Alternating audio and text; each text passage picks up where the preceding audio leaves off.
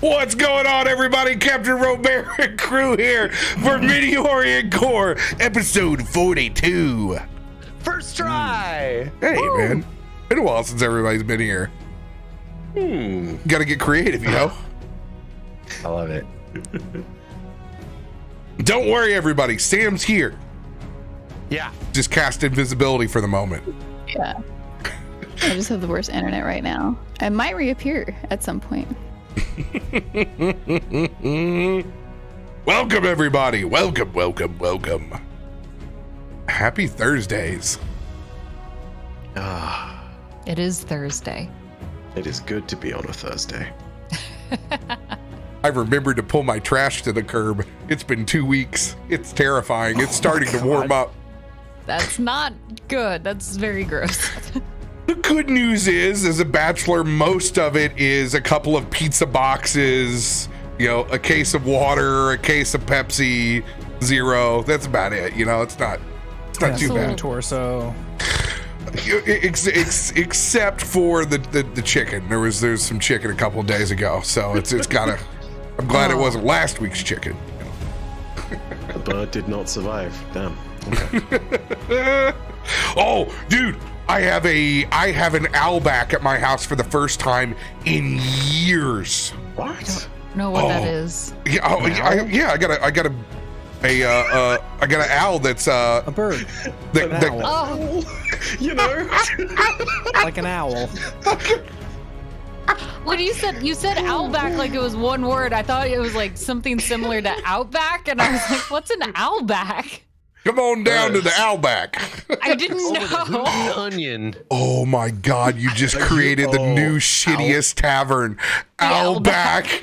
Oh no! Oh yes.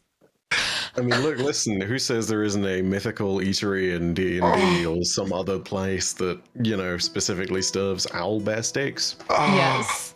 Owlback steak? I'm so sorry to everyone. What?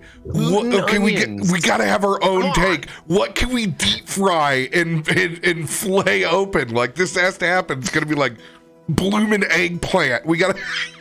It's like eggplant parmesan for the whole party. I would eat that. It'd be frogs. Frogs are great. Owls eat a Underrated. shit ton of frogs. Just saying. I've seen it. You're intimately aware of what owls eat. One night we were driving home late at night, and I live in the woods now, and we were on this back like country road, totally dark, middle road, springtime, by a pond, like watery wetlands area, road covered in peepers, peep, beep, beep, beep, beep, crow, crow, crow, crow, everywhere, you know, whatever. And we come up around this corner, so we're going kind of slow because it's just like wading through frogs. And there's this massive owl just like in the road, just like going to town, just housing frogs left and right. It was awesome. It was super cool. All Just you can having a eat buffet. feast. Yeah, for real. I can't believe you out me like that, my guy. That's really And it was My midnight snack is my fucking business. life. And then we put him back in the car and put him back in bed. Send him on a plane ride home. It's incredible. Who has got wonderful announcements for this week they want to let the community know about? I got a new job. You can't see me, but I'm really happy. It doesn't require her to be visible. Yeah, thank you. I feel validated.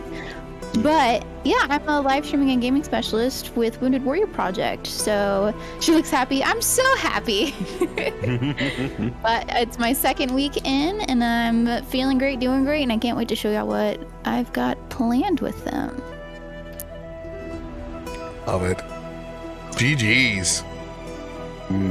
Well deserved. Thank you. D20 Deathmatch Sunday, 9 There it p.m. is. Boom. Done. Boom. There it is. Surprise. Come sub to our YouTube. Deathmatch, what do? We do things. Last week, Like thing. last I like week their thing. butt cheeks turned into wings and they were flies. You don't have a rim shot on the soundboard for that one? I didn't know what it was yet, but I did notice that your TikTok was, or your short reel was doing very well with claps in the wind or something. Yep. Yes. It's the butt cheeks of flying. They were. I was playing around with words. I'm like butterfly, and it turned into a chaotic event. I think I titled that one "These Cheeks Clap and Flap." Yes. I'm just, well done. Classic clickbait. I have to announce something for accountability. I plan on returning to Twitch by the end of next week. What? Now everyone make sure I'm working on my scenes, okay? Everyone yell at me every day. To us. Glam, are you working on your scenes? You should have joined us yesterday in my class. We were doing OBS scene setup. Oh, really? Well, I didn't get an invitation. I'm sorry, I didn't know you were working on it. What a world we live in where you get to work on that. Like, that's so cool. Mm-hmm. I don't get to do anything cool like that. It's freaking awesome. So yeah, we're gonna be at twitch.tv/Glam Shatterskull again. Huzzah! At least till I. Or will you? Yeah, for at least a short while. I'm thinking about doing a rename. So hang out to be a part of that process too. Maybe you will name my freaking Twitch stream. Who knows? Ooh. That's a mistake. I'm gonna tell you right now. You let the internet vote. Never let the internet decide. I picked Glam Shatterskull. That's a great name. I still don't That's a understand really what you good think the name. problem is there. Mm-hmm. The HMS David Attenborough would not have been named such if it were in the internet's power, let me tell you. Yes. Fair. Truly. Well, I've learned to embrace the chaos. I totally wasn't nearly late to this because of last minute raid prep with team, but if you want to watch us do Root of Nightmares and totally not fight Nezarek, because we totally don't know who the raid boss is, because they've totally not been like teasing it through the whole thing, then that'll be at twitch.tv/barbaricham. He will most likely, unless there's unforeseen events, be streaming our run. It'll be good fun. Generally speaking, now we're at the stage where we're able to get this on day one without too much trouble in the end, as long as someone doesn't fall ill. So yeah, it's going to be a good time. We're going to have some cool stuff going on. And if you want to come out and support and just watch along, yeah, it'll be live there. Exciting day. Ooh. Also, this map looks like either America or Massachusetts. Oh, you know what's so bad? I don't have the same map. Mine's on the old one, so I'm also trying to log in via a Mine's different... the one that's on the stream. How are you having trouble, Becca? You're Because using the new link, right? Are you on the old one? Oh my I God, you're maybe am not. on You, the- She didn't play last time. Jesus, no, yeah. That's what it No was. wonder there's no. Oh my God, we're so sorry. We're so sorry. We need there's to a add new this. link. Yeah, there's a whole. new thing. It's a whole new server. Yeah, I'll it's, Old one I help. died in your was Toff. defense, it's been a long time. I help. I'll get it to you. I like just referenced it and scroll back. Here it is. There you go. Yeah, you got to send. You got a specific password here too. Oh, okay. It's in your DM. No wonder. Oh my God! Like Come on, guys. I can't hear anything. I don't have the right screen. We're just like, man, connection sucks. I don't know what to tell you. Like, Gotta be the internet. That's Let me just- just go ahead and tell you that you can't use it in Chrome on it. yeah, I don't know my password to log in elsewhere. I put it. Just have to save it to the browser. It's in the Like a Yeah. savage. Core chat. I just pinged it with all 9 passwords. Yeah, during the time that you were gone, we had fucking catastrophe over here and couldn't load our shows on Forge for a couple of weeks. So we had to spin up our own servers. Now they're fine, fantastic and nice and shiny new. But yeah, those are pieces of information pre-show that a good producer would have been all over. Cool.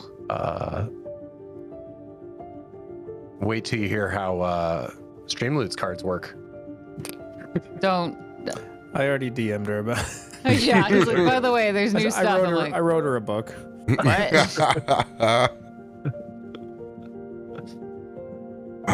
Well, final announcement. We are going to be doing a charity stream for Arcane Adam's family next Wednesday. If you guys didn't see on Twitter, last week his father passed away after a lengthy battle with medical issues, and they have run into some financial hardship between the funeral and past due medical bills. So we will be doing a fundraiser for them. It is me, Radio Mang, and Feisty Viking, and we're gonna have a good time. We don't know what we're doing yet, but let me tell you, we're gonna have a plan tomorrow when we sit down and figure out what we're gonna do. Could be a return to the Wild West. Just gonna toss that out. Could be Celeste, we'll figure it out. But we're gonna do fundraising next Wednesday for them. So plan on wonderful D&D the entire week. And for those that want to see me as a player character, tomorrow night I will be on Caster and Cantrips at 8 p.m. It's in the Discord. Easy link. Go click over there. You can see Dillard Cobblerpot come back for one more raid. I may or may not live longer than I did in Miss Magitech's campaign. I can't promise you anything. Good luck. Yeah, so come, if you want to watch me play a PC as a very, very rare occasion, come by and check it out. RoBear, try to pull my camera back. she's hopeful. I have 4 bars. Let's believe in this moment. I have 4 bars for now. Who knows as soon as you pull me back in. Technically, you should be able to just like reappear. Are you under? I'm under the other one. Just so it's on ping or on edge. I don't know why I didn't just go ahead and save both of them instead of copying, pasting, and changing it. But you know what? I'm a glutton. I'm a glutton for punishment. Might be the bad idea. You people. Hey, I didn't do anything. Don't look at me. I do not see you in Bangarang and Pingarang. Oh, heck? there you go. I have to. Okay, let me do this and then. Okay, let's see. Okay, now you're permanently added to the room with that. I hear myself as well.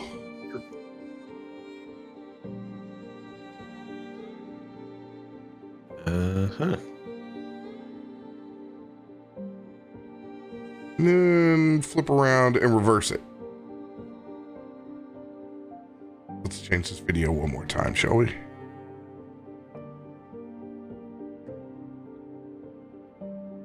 I heard a lot of trucks leaving the neighborhood, Nice. so I'm hopeful. Get out of here, trucks. Shoo them away. Yeah. Yeah. I mean, I'm sure they're all good people, but how dare they? How dare How they? dare they? Nobody who drives a truck is a good person. Not the working trucks, though. It's not true at all. No, it's true. Sorry, I don't make the rules. Not true at all. We I are don't make the rules. I can't do it. let's see here. Are you guys all invited to see this channel? No, you're not. Okay. I'm going to add you guys all in. So if you look over in the Discord, you guys are all about to see the Stream Loots roll log. Oh. Where? Oh my goodness. Just wait. I'm sorry. Take just a second to add everybody in. I am excited. This is going to be the biggest quality of life improvement basically ever.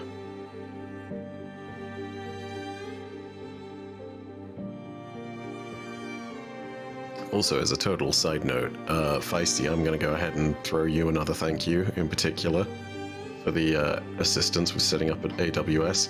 This map, when we used it in previous episodes, took me 20 minutes to load. and it loaded instantly. It's not the same map. I'm fooling you. It's What? actually it's a static map that I added cloud effect over the top. Man, I But Don't get your hopes up. I feel lied to.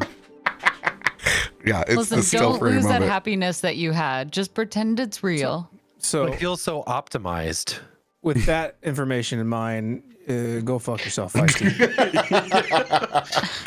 No, the other map, I don't think there's any saving. That's 180 megs for the animated. That's just crazy. Those are big babies for sure. Yeah, it needs to be changed to a WebM in a bad way. To You not could probably find a way to cache them. Okay, so guys, can you go into our Discordia and on the billboard section? If you go all the way down, there's a new Streamloots log that you should see. I see it. It looks great. Cool. Wait, So where is this? inside the Discord, if you go to billboard and you go all the way down to the bottom, it says Streamloots log. What? Yeah. Cool. Oh, up there. Okay, yes. So in addition to the Streamloots being sent to your Twitch Whispers, now the master log is right here in Discord. Okay. Where is it? If you go to the above where billboard we're section appearing. inside of the Discord and you go all the way down to the bottom of you just billboard, said you that. will see Streamloots log. Wow. And I'm going to promptly stop you guys from putting messages in here because that is the opposite of what should be done here. Sorry. There are And I will permissions go for ahead that. and purge those. Wow. And I will go ahead and take that permission away later. I love testing the rules. Yep, I understand. It's just supposed to be a log for information for you, not to shitpost. Immediately, I was doing that so immediately, people chat. could find it. Shit posting in the log, just shitting all over it. The Feisty, that's all. It's just all over you. Welcome. Look, listen, man. I'm sorry, but there's a certain point at which you are the one who is responsible. Yes. Yeah. Look. It's like when we find breaks in games, it's not us as the player's Yeah. fault. Yeah. You should have designed it better. Trevor. Should have designed. I'll take this feedback to fucking Wizards of the Coast. Everybody's shitting on me, Wizards. What do you got? What kind of safety tools you got here? I'm all covered in shit. Speaking of that, it's a great segue. Fantastic. I'll be representing the community at Wizards of the Coast here at the very beginning of April. I've been tapped to come up and go check out their new stuff. So I'll be representing the community the best I can and advocating once again for you guys to have as much control over your data in D&D Beyond as possible. Because that's what I'm going to bitch about the entire time that I'm up there. Hell yeah. Hell yeah, dude. So, Also, I'm glad that it was the wizards thing and not the covered in shit thing. Good God. Speaking of, great transition. Unless you're into that. well, there was a TikTok that was sent to me earlier in the week of people doing DIY plumbing and Oh, God. taking pipes out. And yeah, basically what happened in that TikTok happened to me. My old man had me hold a cast iron pipe that went downhill. And I quickly found out the first rules of plumbing. Ew. Don't lick your fingers and shit runs downhill. First rule of plumbing: hire somebody else to do. Yep, that's happened. It's bad. It's worse than Slimer. Bless the plumbers of this world. Hey, what the actual they're in the keep. Mm-hmm. It's like those people who sit there and they're like, government conspiracy. They totally buried something in my yard. They bury something, they dig it up, and it's like, hang on a sec, I found this concrete structure under here. This is totally a listening post. You can open the door and nope, you just found your septic tank, you moron. Yeah, I get to do that over at my my rental house. I get to go and replace. Wish we had some you get some plumbers out there in chat. I'd love to not pay $7,000. I have cash.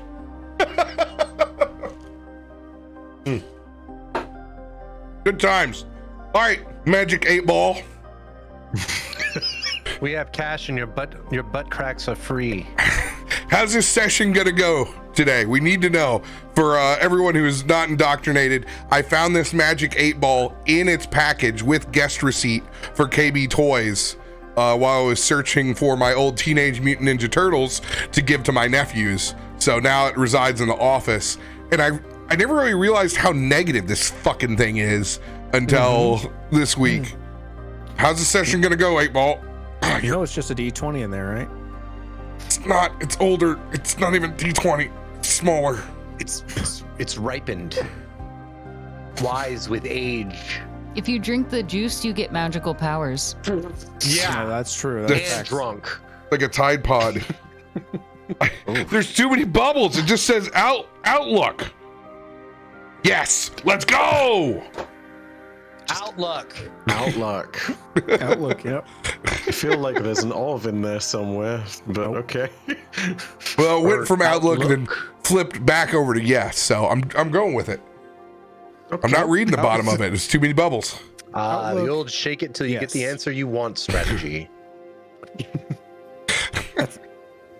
What are we talking about here again? We're talking about where we picked up last week. With a full week of R&R. Post the funeral of their friend Toff. Sending him off in a ceremony of life over the now very clear and prosperous lake. You guys have had significant time to rest and relax. I need D20 rolls from everyone.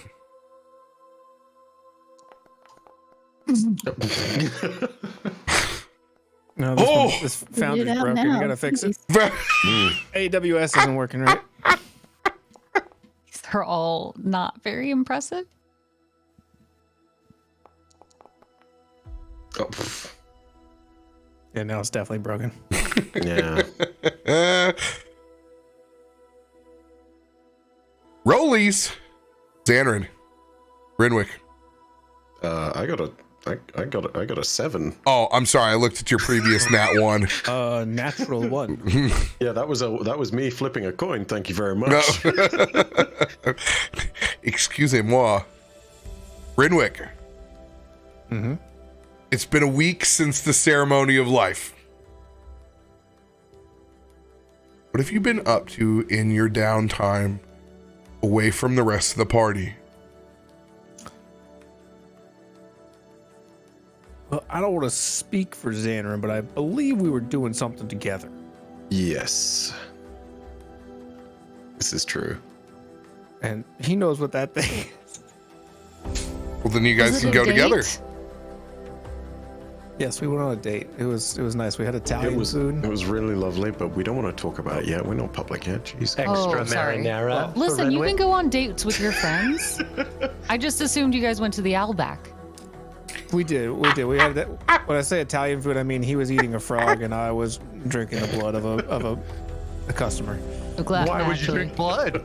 Bife's roll of the eyes was a little dramatic there, but sure. I'm so sorry. I didn't even register that I'd done that. Nah. So, when pushing through all of the psychic energy that had been displayed in that moment where we lost Toff, there was the realization that there was pain coming from Renwick. And there's a lot about his past that wasn't really talked about, displayed, and that he's not really said too much of. But understanding that there is some closure that can be had from psychic power, and in particular the ceremony, Zanryn set out to kind of understand Renwick a little better and to see if he could use that power to provide a little closure and understand what it is that had haunted Renwick so much.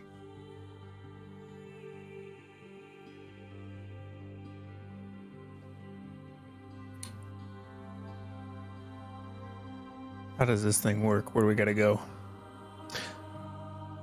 to a spot where there has been some rather important moment in your story. I threw it up to you in the last thing. Sure. I'm so sorry. I should have sent messages to You're good, dude. Rep, You're but, good. Should have been the one of the two key moments of story. Yeah. From your backstory. Renwick,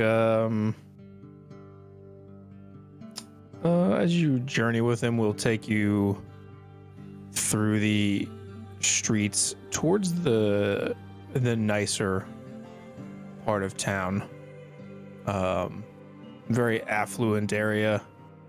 But as you approach a particular house, you notice that unlike all of the other large, well-kept houses in the area, this one seems to be unoccupied, unkempt a bit.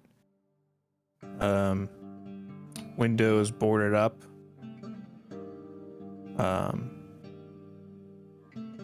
And he'll at the gate as you walk, he'll stop and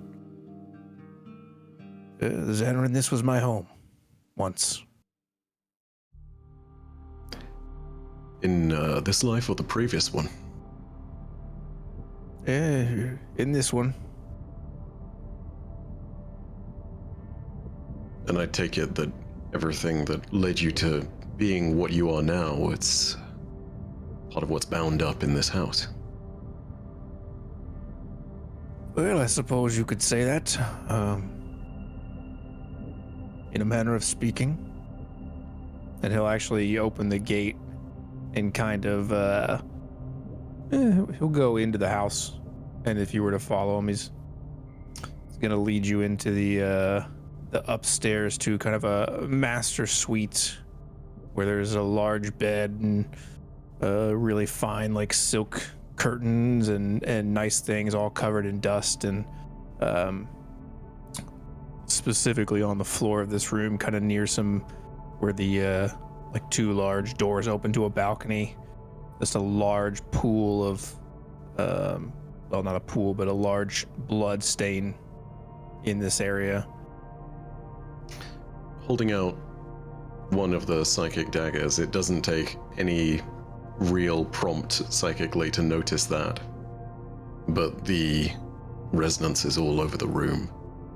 There's clearly a moment of something being terribly wrong, and it's not so much the blood pool, but a place very close by to it that has the strongest emotional resonance. Pain. Lots of it. Renwick, I don't know if I ever properly explained to you what all this does, but if you want, I can try and tap into that moment. Pain makes power, but the emotional struggle that going through it can grant you, it also means that we're better linked. In the future, you and I might be able to pull on each other psychically. There is a link there that we could forge which would help in battle. And if nothing else, if you think you can relive a part of that moment, it might help to bring some closure. I leave that all up to you, though. It's quite the thing to engage in the energies of something that you've already seen, especially when it's a moment that defines you. He'll stand there for a moment, kind of looking at this house and this scene, and yes, well, I suppose we're up against some pretty serious danger, so it would be in the best interest for us to be in our top shape.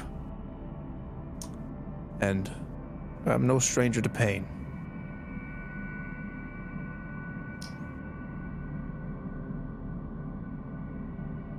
You may not be able to immediately see it.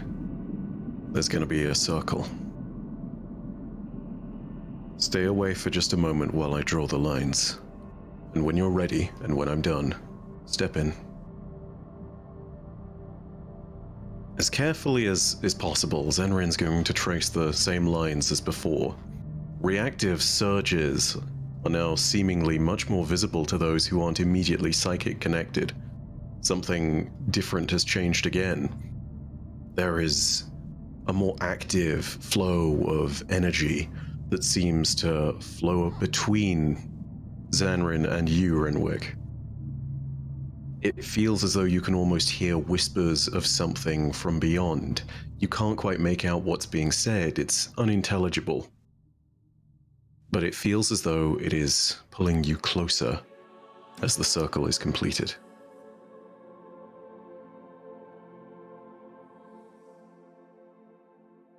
I suppose feeling that pull to the circle, he will look at you for a moment, kind of making sure this is the moment, but would step in if that's...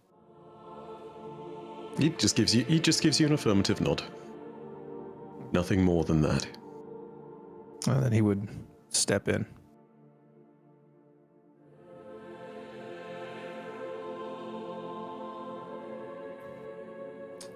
Is this taking me to that moment specifically? There is a moment now where you can see exactly what happened in this spot. Who died to create that pool of blood. The emotions of what was being played back in that space. There is, however, a deeper connection to it as well. Wisdom saving throw advantage because of your age and how long these memories have processed. Wisdom saving throw.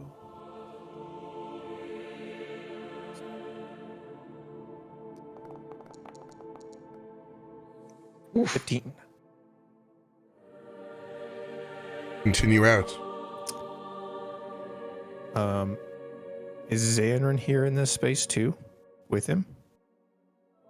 Yes, I'm inside the circle, but you're at the very center. I'm off to the side. I'm more of an observer than a guide, but a little bit of both. As he stands there in this circle, he's witnessing the events that were more or less defined at least this chapter of his life. Looking down, seeing himself, but seeing himself holding the body of his son, blood pooled out on the floor. The body of his wife lay not far from that as well. And it's been a long time. This is something that has sat with Renwick for many years, so doesn't seem to react in a any sort of outlandish way, but you do, if you were to look, you would notice that his fists are clenched tightly as he stands there and just kind of looks over the scene and whispers, "I'm sorry." And then, without looking at Zanryn, "You know, I wasn't always a vampire." I don't think anybody ever is always a vampire. But yes. Yeah, so I was a vampire this night already. But this is the night I became a monster.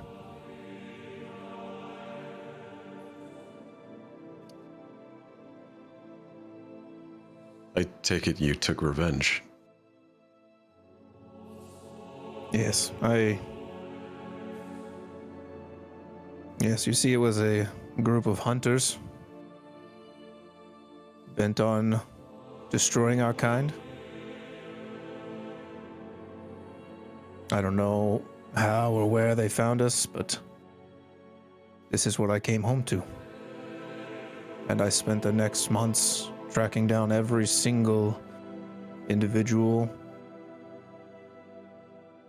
destroying the entire bloodline, save for one. And what did you do to the last one? I made him into a monster as well. I wonder if you're incorrect about that. I don't think that was the moment at which he became a monster. I think that was the moment at which you found a monster. If I might offer, Renwick, we get a lot of ability to define who we are.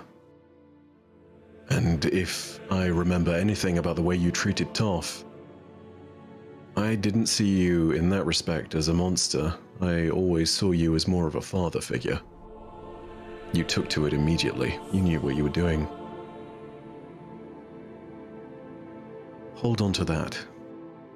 And despite the fact that you are what you are, I don't think anybody has truly seen you as a monster amongst us. Maybe Reggie, but I mean, you know.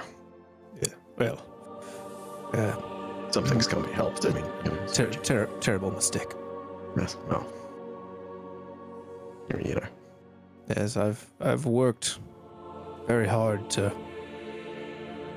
put that behind me.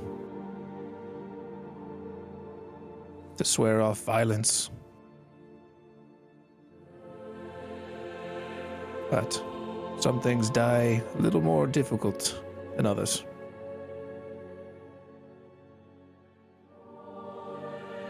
There's no right or wrong answer to this. And I don't know if I can do this, but if you could say anything to them, what would it be?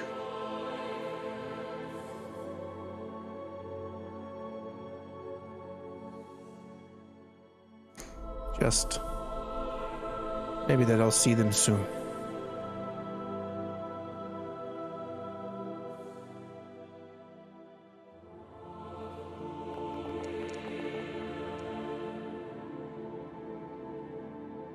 Zanryn reaches out a hand and tries to manifest thoughts and feelings in the direction of the psychic energy of the room.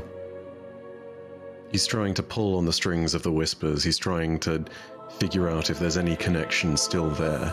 It's been a long time. And if there's any way of communicating those thoughts and those emotions across space, he's trying.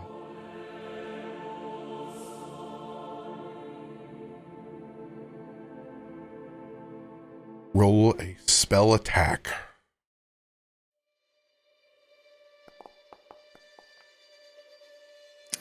Really loves fives tonight. I'll throw an inspo on that real quick. Yeah, I'll throw a d8.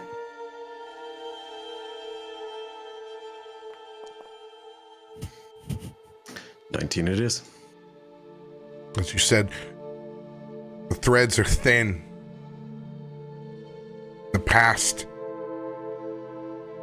hasn't made that any easier. Long length of time. You struggle to find the connection that you've been able to find before. Just a faint energy left as an imprint from that day.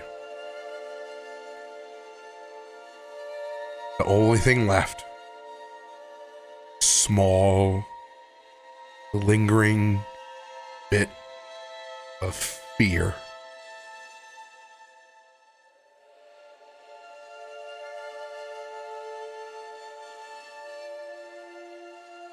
I'm gonna try and make that connection with what I have. And I don't think it's strong enough based on what's been rolled, but if possible, I'm gonna try and connect that emotion that Renwick is trying to convey and connect it to the fear. Soothe a little bit of what's going on. Try and be a calming presence in that place. There's no need to question who this is.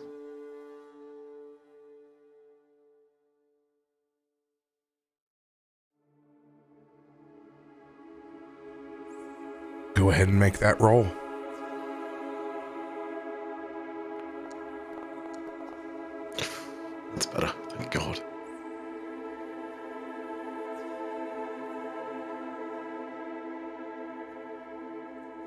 Renwick, being tied to this ceremony,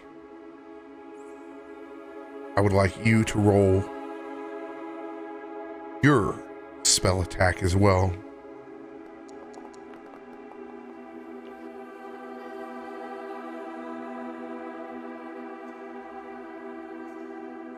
Renwick,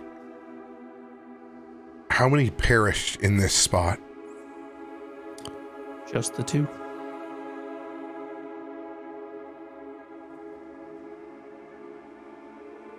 As you all focus,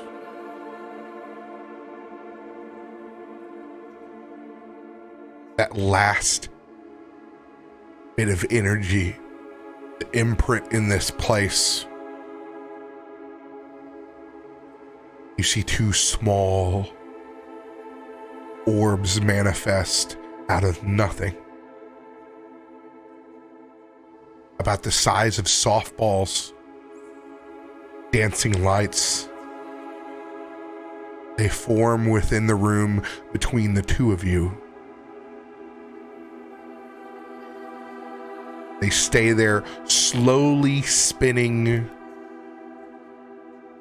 around each other in a small orbit, spiraling up to almost eye level.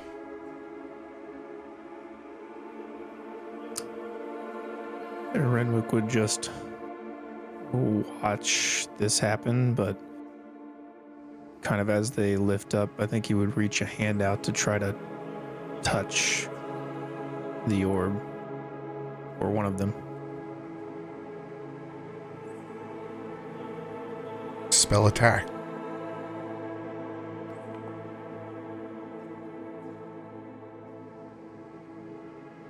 You see Renwick reach out and touch the orb. One of them, and he freezes in place.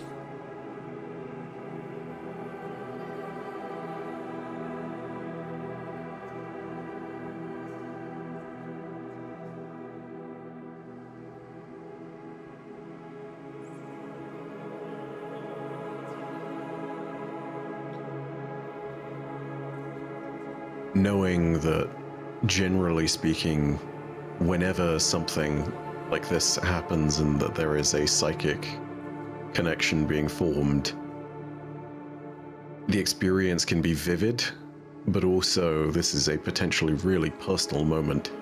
I'm gonna roll a wisdom save on this one, because if I'm not that... Okay, yeah, I'm gonna leave Renwick to his own personal thing and not intrude. Because this seems like it would be a bad idea to jump into a personal family moment.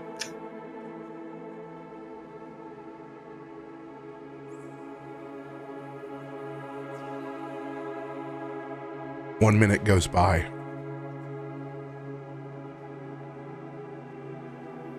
Two minutes go by. 5 minutes.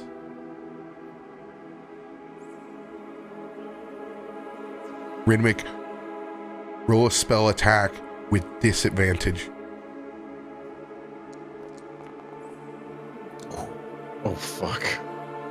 17. Okay, I mean, you know. You begin to see Renwick's body as you have not seen it before. A natural decay. An image of Renwick's body seen through the eyes of the years that it's walked the material plane. Describe what you look like without your Dhampir gleam. Oh, yeah. He, well, I think he still looks similar in the way that hair and mustache is there, but it's much older and finer. The face is very gaunt and dark. You can see bones protruding through almost a paper thin skin, as if you could see all the veins inside of the body. And the eye sockets are so sunken in that you can't even see any eyes. They're just black voids. As he stands there just looking emaciated, and skin just is like that pale white, almost translucent in a way, with really long fingernails that haven't been clipped in a while. Seeing this and realizing this may not be the tender family moment that I thought it was, I'm going to go ahead and reach out and gingerly touch Renwick's shoulder, preparing myself knowing that this is probably going to pull me into whatever's happening here.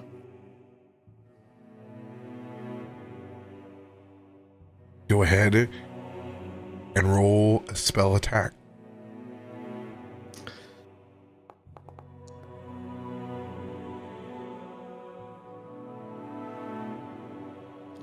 I'll throw a d6 on there. This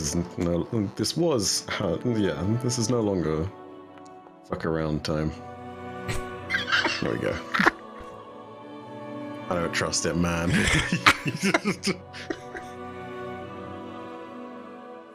You say my dead friend now looks dead? Come on, man, you can't do that to me. Is that your final answer? Throw a d10 on top of that. Oh, Then use a lucky. Yeah, I think I gotta be good with that. I mean, look, listen, we screwed around with something way worse if a 29 doesn't work.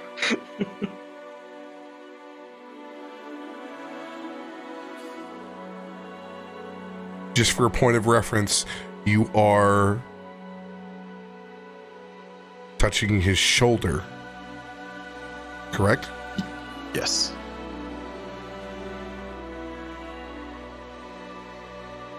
All right. As you reach over and make contact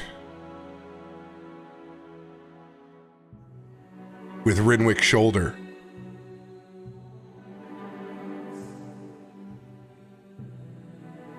you begin to freeze in place as well. As your psychic mind opens up. Look across at Renwick, still inside the same room. But you see now, instead of two orbs, two visages. Renwick now returned to his full gleam form as both of you stare across at these two entities, now no longer orb form, but partially humanoid in front of you. And we'll cut from that scene.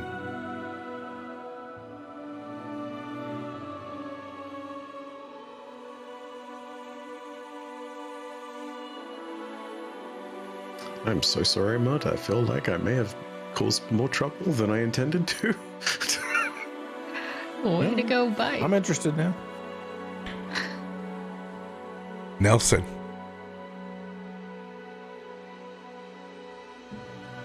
I lost my pedal. Hi.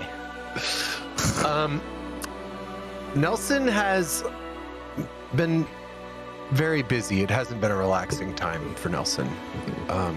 Following Toff's death, Nelson has been haunted with the feelings that he had during the fight, which was spell resist, spell resist, spell resist. He felt hopeless. He felt like he couldn't do anything to help his friend. And so he's been pouring himself into the research of his craft, into plant life around Waterdeep. He's been searching for tomes. He's been visiting every library in the city, every bookstore, every book trader, every nook and cranny, street book fair he can find, just looking for information. on how he could overcome what stopped him from helping his friend. One day, as he's sitting in a bookstore in Waterdeep, it's actually a Bookworm's Treasure. There's a specific book that he found referenced, a small passage in like a poetry book that spoke of the black oil-like tar substance in a reference, and it referenced another book that he's searching for. He went to Bookworm's Treasure, which is one of the more popular bookstores in the Forgotten Realms, definitely in Waterdeep. And while searching for this tome, he is shocked to see someone in the bookstore that is of a larger frame than he is. And he sees there standing in the corner an 8-foot, what appears to be an automaton carrying a stack of books. And right there on the spine, there it is. That's the book Nelson needs. He kind of walks up to the hulking automaton looking humanoid and kind of gives it a look. Excuse me, are you using that book? Books. And this individual will lift the books up. These are books. Yeah, yes, they are. And you actually have one that I need desperately. You need books, and they will just give you this whole stack of books as they carry quite heavy tomes listed about 6 or 7 deep, and just drop them into your arms, and then gives you a slight smile. I need to do a strength check on that for sure. How do I roll? I don't have my sheet. Where's my guy? Let's do a 20 on it and see what happens here. Hey, you got it. Hey, not too bad. Nelson's knees kind of a little bit under the weight of all these books that this being was holding so simply. It's like a stack, almost 20 high. He's like, oh, he finds like a table and they spill over. The pile of books spills across the table, and he grabs the one he needs. Thank you very much. I've been searching the entire city for this tome. I appreciate it. In a panic, as you had spilled those books, their eyes will almost kind of glow a little brightly at that moment, as if something is like, no, and they will rush over to try to stack them again, and then finding any other books along the floor, begin to build it up high so it looks like a small book tree has been growing suddenly out of this Worm's Treasure bookstore that you've discovered yourself in. No. This is what we do. We place books here. Books. And as he stacks one over another, they become almost satisfied. There's a bit of peace that comes as they become perfectly aligned, matching these other tall stacks of books, creating a small, almost archival forest here. Nelson is shocked by this display. Oh my goodness. I don't think I've ever seen books stacked like this before. Do you work here? Is this like trees? Yes, like trees. Ketri works here. Yes, I work here. I do work. And every time they say the word work, it's almost as if they're trying to familiarize themselves with it, that it just feels strange, and they're trying to just say, yes, this is what I do. Yes, you do work here? No, I do not. Do you know where I could this place is, I've never been here before, and it's wild. Do you know where I could potentially, do I need to purchase this or pay for this? I have a little bit of wealth left. Right. Yes. Right. need book. You eat book? And he'll run around and pull out another book that looks similar in color to the one that you picked. And it's at the bottom of one, and he'll just pull it out. But it goes so quickly, like almost a magician's trick, that the rest of the tree structure doesn't collapse at all, and gives it to you. Another. No, I only needed the one, thank you. Did you say your name was Ketri? Ketri. This one's bigger. And we'll try to take the other one from you and give you the bigger one. Nelson's like once again fumbling with the books with his giant, clumsy, weird fingers. His staff tucked in his armpit, trying to juggle all this, like, and drops the books again. No. Rickshaw will be mad.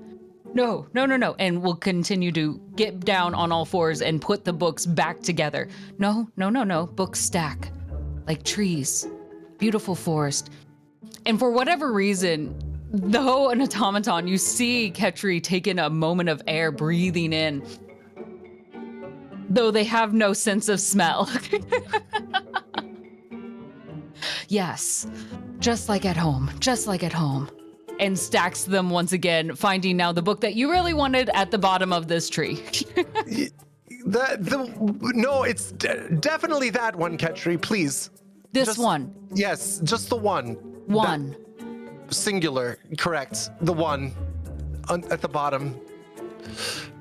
Please. One. I've been searching a long time for one, that one. This is one. Yes. This is one. This is two, and points to the book above it.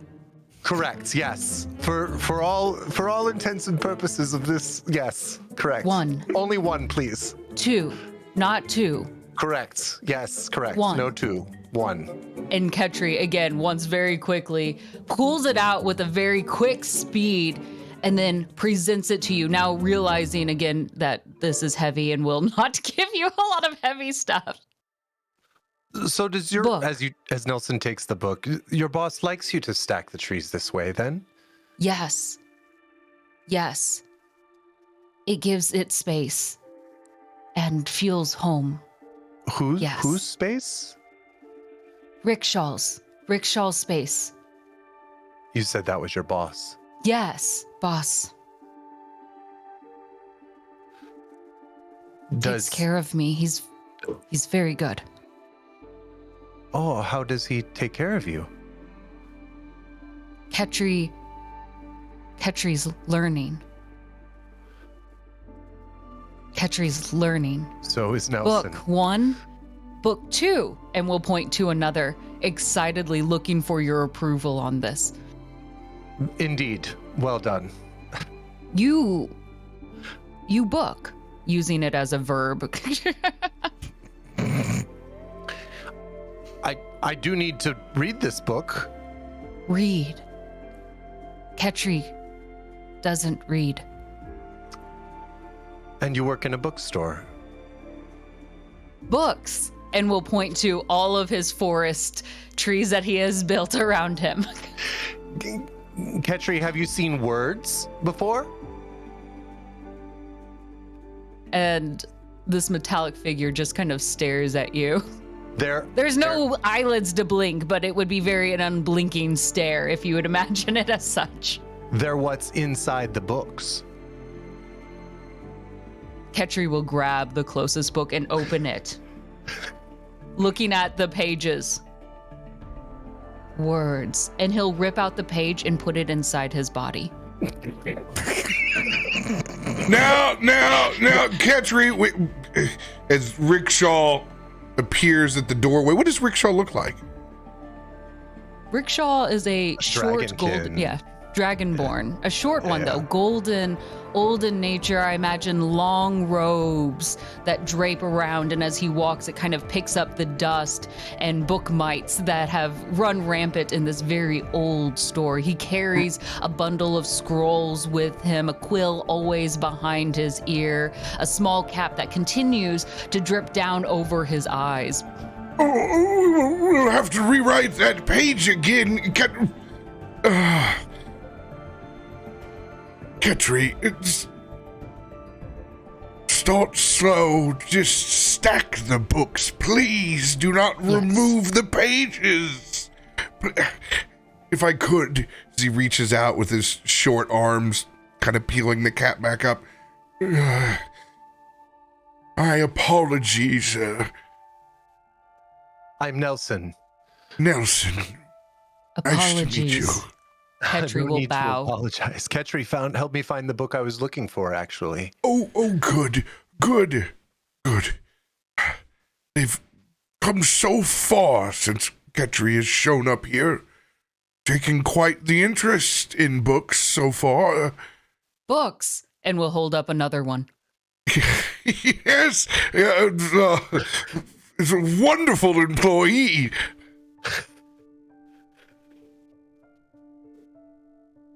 He leans in towards Nelson. Give me an insight check.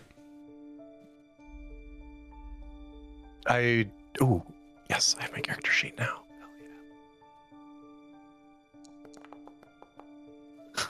Ooh. 14. 14's enough to see the concern on his eyes as he's going to lean in, and he's going to kind of pull on your robe to come down to his height just a little bit as he adjusts his robes. We take a knee. Please don't tell anyone on me. It just kind of it just showed up here last week. Tell anyone on you for what, though? It's not a registered automaton to me. I don't. I'm not good with technology. It's not my forte. But it's trying, and it doesn't necessarily want to leave. I'm not holding against its own. I promise I'm not holding it against its own. It's almost as if it's learning again. It may have had an accident. And it's programming. It's doing. Ketri, you're doing very well. Very well. And as Nelson turns around, he'll notice that Ketri is also kneeling right behind you, mimicking you in the same way. But now you're eye to eye at this point, and you can see Ketri almost in a new light. Instead of this towering figure in this dark, gloomy space in which there's very little light to protect the books, you can notice that he's very rusted. Old, purple, faded metal, and tree roots grow in and out of him. And his left eye, which you thought was just a slightly larger pupil, is actually a walnut. And you see tiny little paws that pull it back just for a second, and a small little squirrel's head pops out, looks at you, and you can hear like a small little nitpicking.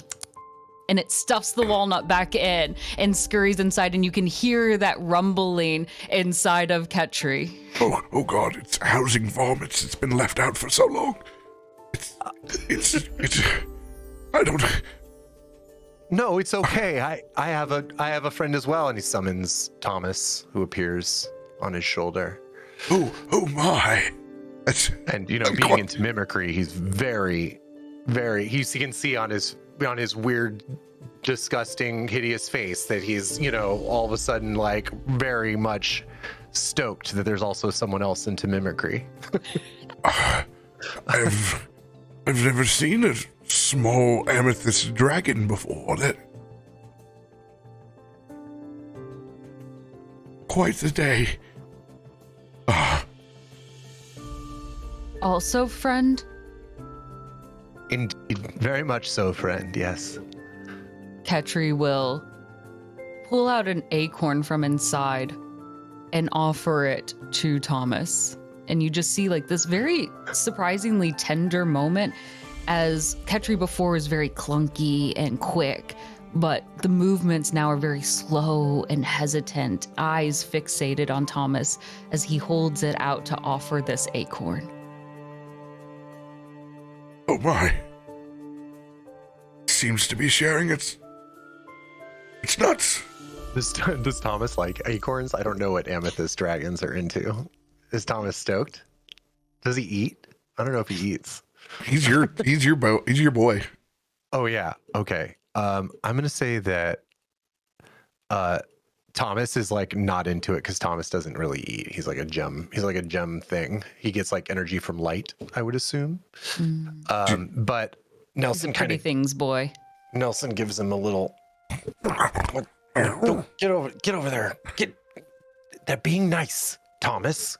He kind of hops along and sticks his little scaly paw out.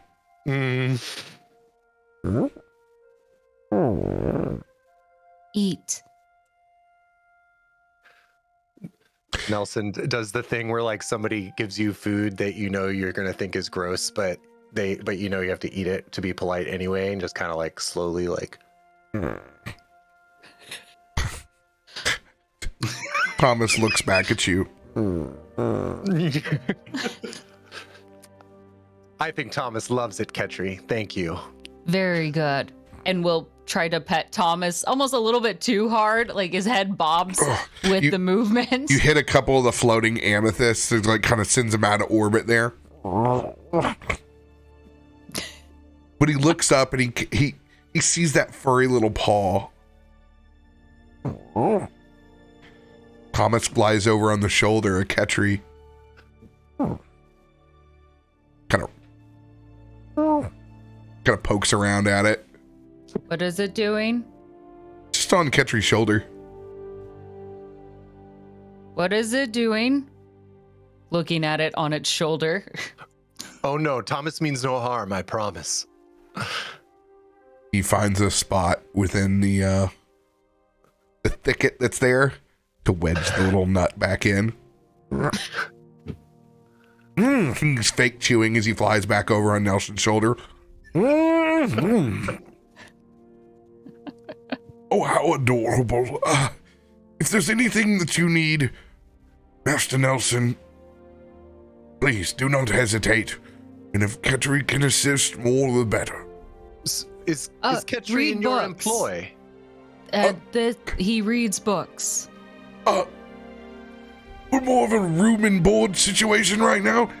It hasn't left. It just stays here all night wandering around the halls. It's terrifying sometimes when I come down. I have to take a piss and it's doing its thing down here. It doesn't seem to sleep ever. Have you requested it build these tree stacks? No, but I quite find them nice and aesthetically pleasing. I imagine the bookstore is just a forest of books like this. He was already a musty kind of place to begin with. These things have only brought this place up. Right. Well, it seems our friend has taken quite the liking to Ketri. Friend? I mean, I would say so. Ketri has made a friend. I think you've made two, at least so far. Ketri will go in to try to hug you. Would you like to accept?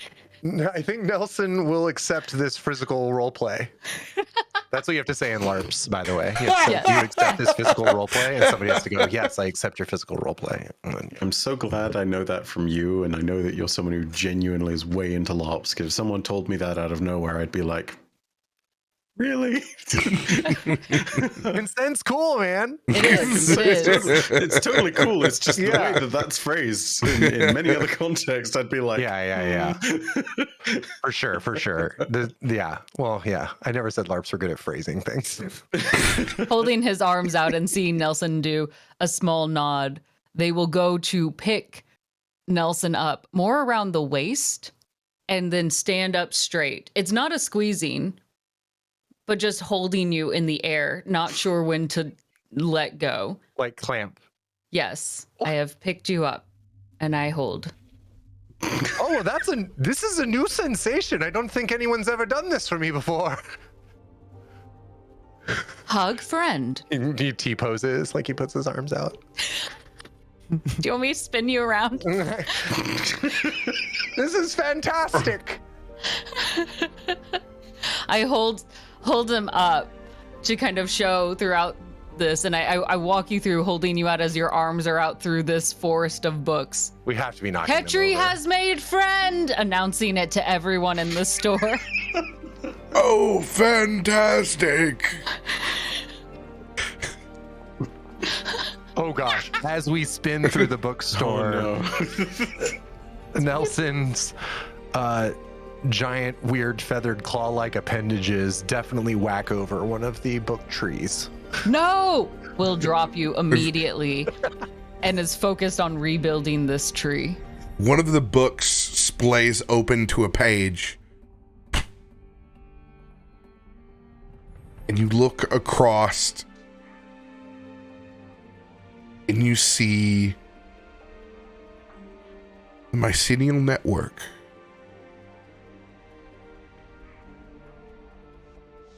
And some strange, dark, black soil. And I will cut your scene there. Biddy, are you there or are you gone? I don't know. We can't see you. Hello, I'm Biddy. Oh no. No, I'm here on the slideshow. Okay. Of course, you send me the DM and go, hey, just give me a couple of minutes. Nope. Right now. Yeah. Yeah, thanks for that. I'm so sorry. As soon as you started saying it, I was like, great, he didn't read it. I'm not Nope. going to go do that thing to fix my internet. I just left from looking at the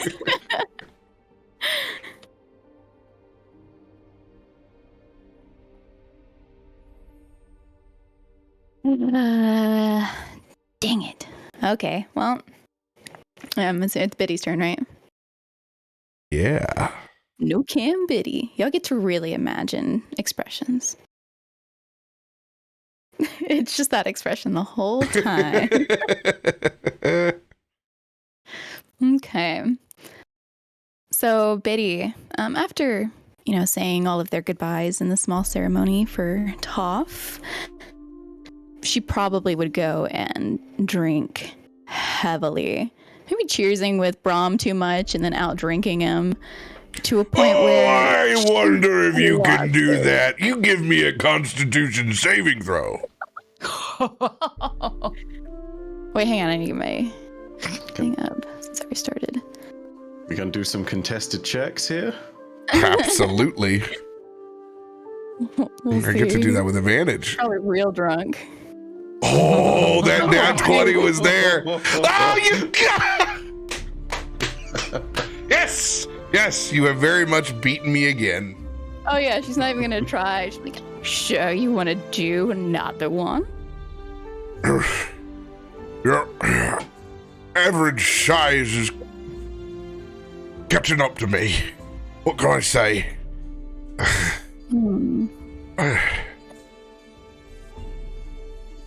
I think I need another turkey leg, actually. That's it. I think the food might be gone. No, the turkey leg's never gone. Excuse me! Excuse me! As it's well past full menu close. Looks like it's That's just the back more put him in a ale. little bit. Well, I think it's time we go to bed. No, Everyone no. else is already gone, and I think we've all drunk the old town. I go to steal the last piece of bacon that's from your Bloody Mary about 8 hours ago. That's still on the table.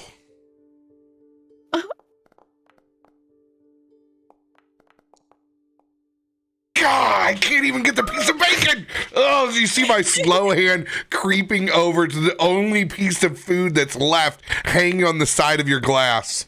That's not going to shave the alcohol in your belly. But go ahead and tell me how sick you are.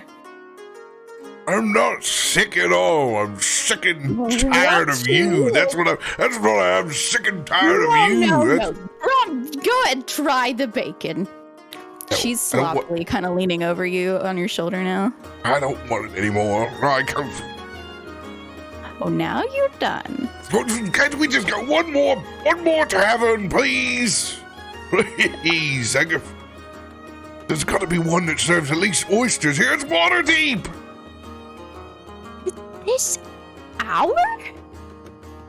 Yes, this hour. What time? Oh, God. Is there anybody around us? No, the bar's clear. The staff has already cleaned up everything they could possibly clean up except for our table. We've had friends with us since Mimosas and Bloody Marys that have left. We had friends at lunch. We had friends at dinner that came and visited us. Oh. I think it is time to get rooms. Yeah. As I said, 2 rooms, please. Why your voice loud? Your ears are loud. That doesn't make sense. No, it doesn't. Oh, this is a comfy seat, actually. Oh. She's poking your cheek a little hard, like to where your head would turn a little bit. Not doing that. I said 2 rooms, please. 2. Do we get the rooms yet? I feel like our friends, and she's looking around, not seeing anybody, would have gotten them by now. Where did Reginald go? Reginald was supposed to. He was supposed to meet us. Go to bed. And she's shoving her arms underneath yours, under your armpit behind, and trying to drag you out of the seat. I'll find the keys, and she's dragging you up a staircase. Sister I never wanted. Ugh. You're gonna feel it in the morning. Good luck. First person awake better put the coffee on. I get kind of hung up on the corner before the turn, before we do the rooms. I can't, and she drops you. I can't do this. I'm too drunk. I don't know maths and science. I can't. Maths, right? Get this. Betty can help us. Get an extra arm here. No. I don't think she tries to summon her, and nothing's happening. Betty! Joe. She's turning around, calling out for her. To be fair, corporeal right now. No one's gonna get you.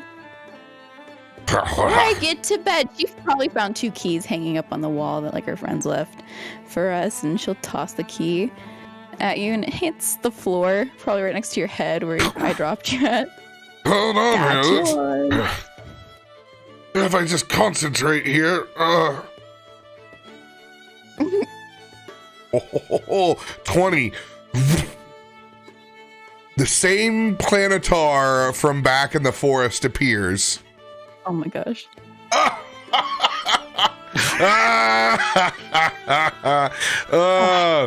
Please, if you could assist me back to my chambers. As this planetar looks over across at you and begrudgingly looks over at me as it picks up my keys. You lazy. He's screaming with still no answer. And as this laughter and the yelling that is going on while people are trying to sleep, eventually they would each make it to their beds, and Biddy finally closing the door and taking a breath, just with her head bonking up against it as she stand there. I don't want to go to bed. She eventually peels herself away from this door and gets into some jammies that have been set out from the tavern staff or something. We got tavern jammies. Let's go. Yeah, we do. We've been through hell and back. This is like we know. And she would tuck herself in bed. She'd lay there for hours and hours, unable to succumb to how tired her body is, because her thoughts, they were just flashes, Toff smiling, being brave, jumping, to being lost, and holding him in his last moments. And these thoughts continuously just held on to her before finally, who knows how long, eventually her body was able to sleep. And the next day, she feels the sun already beaming in through her window. She's overslept. People have already gotten up and gone. She would find herself like slippers and carry her body that was feeling really heavy this morning to a semblance of a hot shower, cleansing herself from physical and imaginary wounds before gathering herself, dressing, and before she went to head out, she'd find a desk and a paper and a pen and write a letter. And she crumpled up that letter and put away the tools she was using, and before going to the door of the tavern, passing Brom's room, she would stuff the note through the bottom of the crack. You can read it in your thing if you want. Or do you want to read it now? It's up to you. Where'd you send it to me? I don't see it. Under the door. No, I have it. I was like, I don't want you to pre-read this. I was like, I don't see it. No I don't spoilers. see it. Go ahead and give me your Constitution saving throw. I want to see how long you've been up before me. Once again, I just cannot beat you even with advantage. It's 8 or 10. This is ridiculous. Something. Hello, click. Thank you. It's ridiculous. God. Yeah, you've been up for hours before me. When you open up the small little mail slot, you can hear the. It's gonna be up forever. Sleep apnea. Oh, bother. And then he rolls over. You can. She giggles at that. He's better start taking care of himself. And she heads out of the tavern doors. And over the next few days, Biddy would look around stores and parks, green areas, taverns, doing her best to smile at strangers as kindly in a way to hopefully bring some light to someone's day, the way Toff would. She'd stop and she would pull out another crumpled piece of paper with little scribbles on it. And as she looked up from this piece of paper, she saw a beautiful, colorful store sandwiched between two much larger buildings with crooked windows and whimsical designs. And she could see like fresh pastries, number of toys, the store bursting with colorful flowers and the like. And she thought to herself, Toff would really love this, and proceeded into the store, perusing, buying a bundle of assorted colorful flowers, a well-put-together wooden toy boat painted in rainbows, a sweet pastry that caught her interest. And then she paused for a moment as she saw a small group of just knitted animals and found a bunny. It made her smile. She picked it up and she felt this warmth, like it was a sign she was in the right place. After some time of just holding this bunny, she would purchase all of these items, and Biddy, with all of these things cradled in her arms, fumbling with the odd shapes of this eclectic group of things she's purchased, she found her way to the beach. Kicking off her shoes before she touched the sand, and then feeling the warm sand that would then turn cooler as her feet sunk into it, she walked as close to the waterline of the ocean before the water would brush over her feet like a blanket. Biddy sat down, taking the boat and setting it in the sand next to her, just out of reach of the water, and she would place this knitted bunny on top of the boat, lay the flowers on top of the bunny's lap, and sit while just eating this pastry. We really should have found more sweets together. Her soft smile fading. After moments of silence, as she ate the last bite, she pushed herself onto her knees with the sand's grit impressing into her skin before taking the boat and the items on top of it and laying it right in the water's line. Gripping the sides of this boat, swelling of tears finding their way into her throat, she closed her eyes and paused just to take a deep, long breath of ocean air. Breathing out now, she started loosening her grip on this boat as she was able to mutter, "Thank you for your patience, Toff. I'll think of you often," she said as the ocean came and took claim to the items, as if agreeing to give Toff back to nature the way he should have been.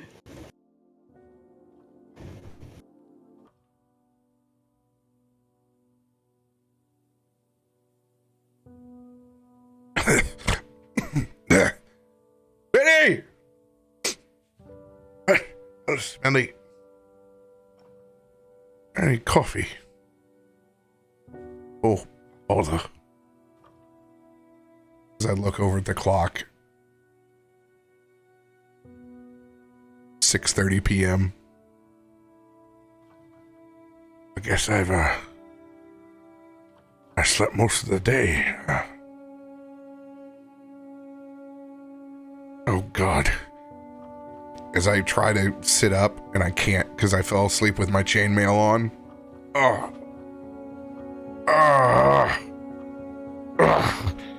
As I do that one sit-up. As I look over as it's pressed into my skin. Oh, God. That's gonna leave a mark. What's that?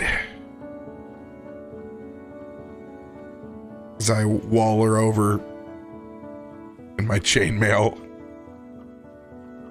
reach down and I pick up that letter.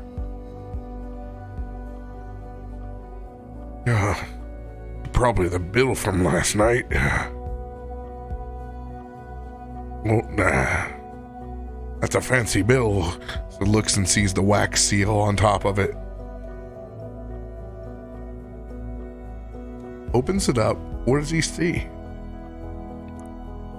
So, it's just a piece of paper and some very pretty handwriting, as if this person likes to really take their time to make sure everything looks nice and neat. And it reads, Brom, I'm writing and giving this letter to you because I know you can never help but make sure you have control of every situation. So, I jest, kind of. Anyway, I'm going to take a breather away from the group these next few days, just to take care of myself and my thoughts as we learn to maneuver our next steps and how our eclectic crew moves forward without our, and there's these next two words that are crossed out, little bunny. And instead, it would say, without our incredibly fun friend, Toff. He really did bring joy to our lives, even when it would almost destroy everyone. I hope he's having the best party right now. Anyway, I'll be back later on in the week. Take care of you, and keep an eye on our friends if you don't mind. I worry about them. Biddy. And Rob would be able to see some dried water stains that you could guess were from some tears as she wrote this. Oh.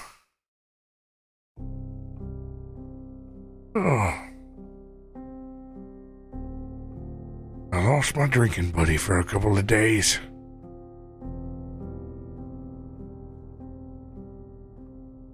It's probably a pretty good idea, though.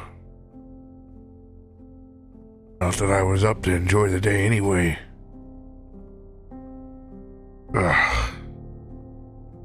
Guess I rely on that little booger more than I realize.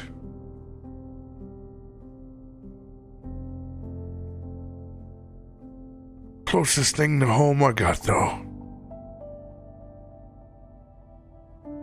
feels good. It feels real good. Looks down over at the rest of his armor.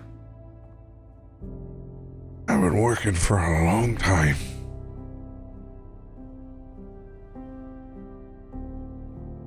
But that's what I got. I got my work. I've got a lot of friends with it. Friends wherever I go, they say. But I can't always think the nagging feeling if I had stayed back home. Had a family like everyone else. Maybe I wouldn't have to rely on my work so much. Maybe I wouldn't be so busy for the next adventure. Certainly wouldn't feel so much loss.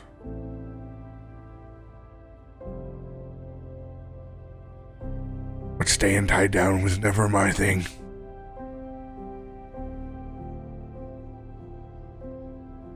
But he has a good way of reminding me what I should do, though. As he goes over and sits down at the vanity,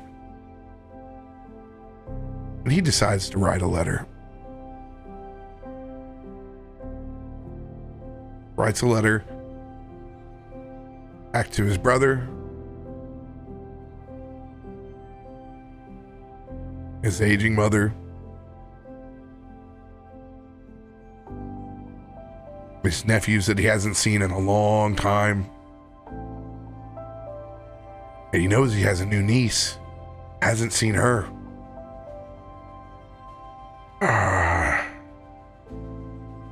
I'm gonna have to figure out a way to change that.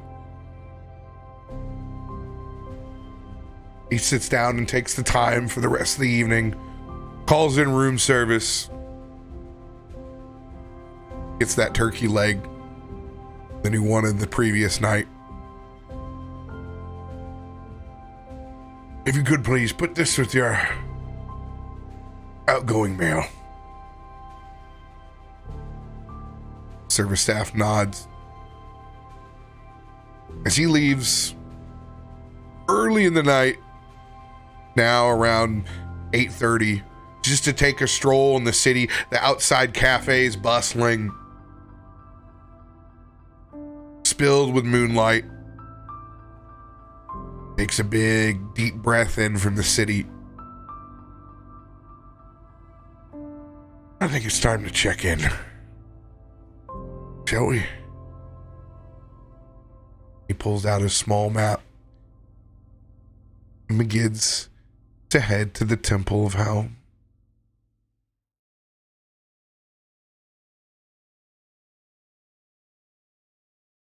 Back inside the manor.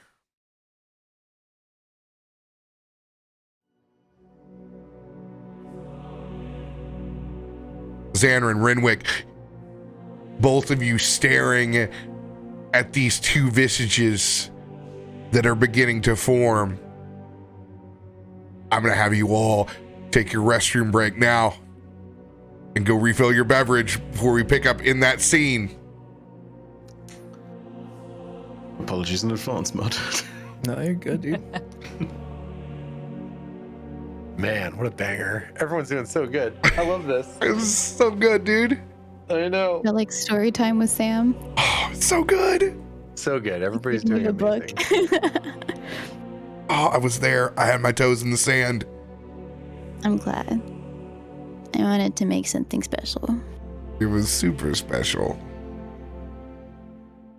You made him right back to his family. Mhm. Now I need a bitty seal. I need a bitty wax seal. I want Sam to read to me. Yes. Be jealous. Just clip that one part and have it on repeat. It's a constant story. Okay, I'll be right back. Thank you, Captain.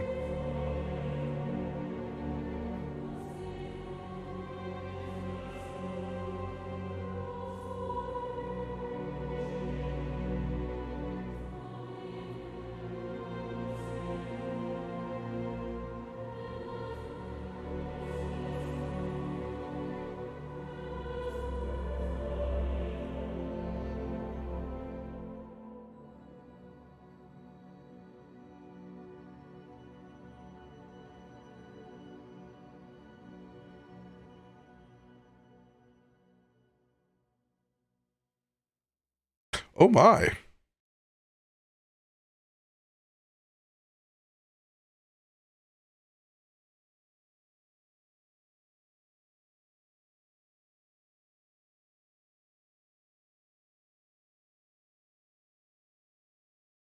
Hello.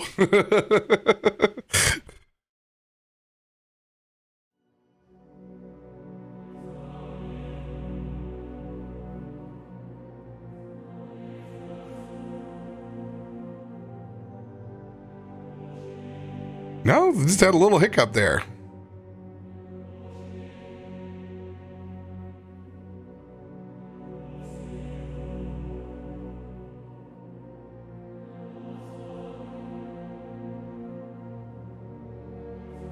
Goblins. Goblins in this stream.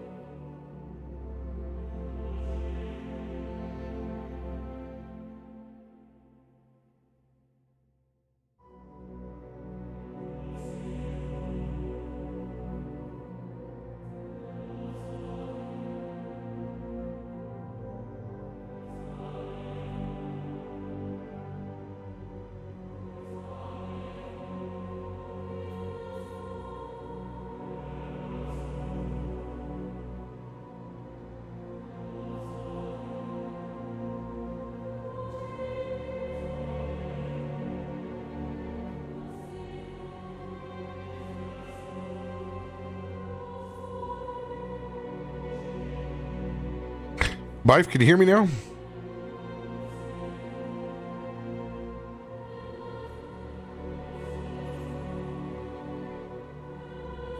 One second, y'all. I gotta reload Discord.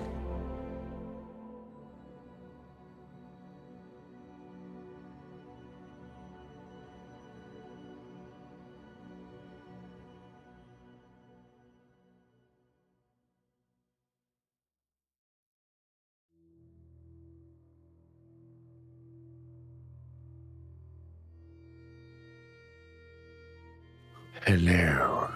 Hello. Hello. I did number one. That was excellent. Me too. Good work. Are you drinking a Long Island iced tea over there? Look at No, Mudcat. it's- He's going wild. God, I wish. He's gonna put on the Reality Bite soundtrack and drink Long Island iced teas until the sun comes up. It's just like one of those sugar-free Mios, but it tastes like Tang. Ooh. Oh. Those I are had to delicious. go get chocolate. Y'all are Yes. breaking me. It tastes like Tang. It's great. What were you saying, Byf? Great job. You did a great job. It was awesome. I mean, I was gonna say everyone's done a great job. Like, holy fucking shit. yeah. Fucking Ketri and Biddy are breaking me right now, man. I like Ketri. Ketri's very, very good. Yes. Voice is fun. Also, I've got to ask, because I'm not sure if it was just perfect circumstance or whether this was planned. You two rolled the sixes together on the like who's going first. Did you plan to be introduced in the same scene together? Oh, just like a second. Because like Glam goddamn. did such a great job messaging it, like setting it up. And when he Well, I knew what Nelson was gonna do, and then Yeah. Caustic was like, "Do you want to meet?" And I was like, "Sure. Here's what Nelson's doing." Cool. Legitimately perfect. Like Yeah. it was like it was meant to be. Fucking You- professionals. our amazing. characters are Yeah. really good together. I agree. It's good. Nelson and Ketri are gonna be very fun. I love That's Nelson, great. so this is great. I also enjoy the image that there's someone who is taller than Nelson. Yeah. And like bigger. Yes. Think Nelson like having to Iron look Giant up for shape. once. Like weird big body, awkward. I'm back. God, it's so Sam, good. y'all are making me get chocolate right now. It's just a chocolate moment. Sorry. Just all very good. Y'all kill me. I'm so excited for your new character. I love them so much. I love that, like, I feel like Nelson has somebody that understands him. Like, I think, actually, Ketri is Nelson's Nelson. Oh Yes. my god. Yes. It's beautiful. That is actually the perfect way to describe it. Mm-hmm. Mm-hmm. Nelson know- will take me under his wing. I know we've previously been like, who's the Nelson whisperer of the group, but is Nelson the Ketri whisperer? Like, Yes. oh my god, this is perfect. Nelson, will you teach me dark avian secrets? No. I don't know if that's what Ketri wants to be learning about. to Wait. start off. I thought it was just like a secret tome of bird books, bird details. Right? Sure. RoBear moves the goalposts on that quite a bit, I think. It's not that, is it? Nonsense, RoBear got a hold of it? No. Okay, Ketri does not want to learn that. It would also be useless. Opens the Ketri- book. These aren't words, these are pictures. Closes the book. Does Ketri have an age? Ketri an adult? Ketri is older but does not know their age. Ah, sweet. So we can make adult jokes now. Yes, absolutely. Full on. So yes. Ketri's, yeah. Full on automaton, no idea, like kind of reboot, memories gone, sort of space. And is kind of learning things right now. Learning how to fit in. So you all get to teach. This will be a great group for that. Definitely will be just perfectly normal and fit into society. No problem. I can't wait. This is also my first time playing an artificer, so Mm. You're an Fun. artificer? yes. They're so fun. I've never played one wait, before. They always wait. seemed intimidating, so I was like, I'm not gonna play an Will my artificer. camera work for a second? Yeah. Ooh, it's yeah. on. I don't know It's how a it looks little- on stream, but It's a little blocky, but it's Chop. there. oh dang it! We'll take it. We'll take it. It's on the floor on the other side. I can never Never say mind. artificer. I was gonna right. grab Aragirl, my little I creature. tried to say Oh. artificer. Have her sit Creature with my- Artificer? I have a homunculus, and it was my little Barbie Furby. That's what I made Oh. Mary homunculus as an artificer, so she would ride that around. Love Are it. you a I homunculus? love that. I have a robot artificer that has a homunculus. It's a mechanical spider with a top hat. Fucking perfection. Excellent. I had A a what? I played an artificer. Damn it, is that how you say it? I played a dwarf Yeah, one in our artificer. Lord of the Rings campaign. And it was Yeah. awesome. He had like a being forged in the depths of Khazad-dûm. You will never come up with a name, in my opinion, that tops Glunt. Glunt. It's just perfect, dude. Glunt was a good name, yeah. I was pretty proud of that name. When Glunt hit me, I was like, boom, money, like all the way.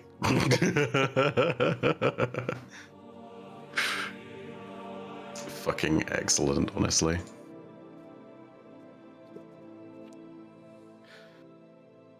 I'm so excited about this. I too have brought snacks. We have Also, to. I'm This is the sorry if place I for have to. snacks. I'm sorry if I have to pause occasionally through RP. I don't know why, but suddenly coughs. So yeah, my apologies. You're not getting sick, are you?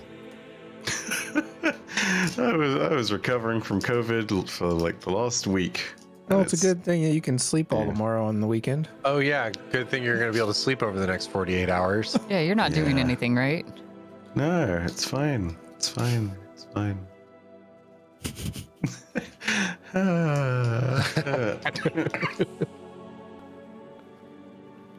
Oh no, they've Content killed him. creation.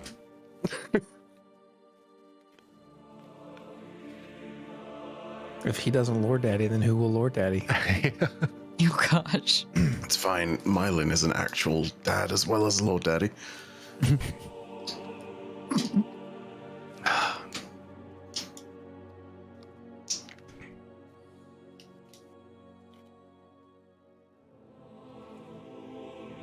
All right. I have granola. Good choice. Thank goodness. But have you booked? No.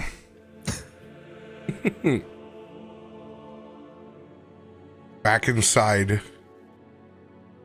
the manor.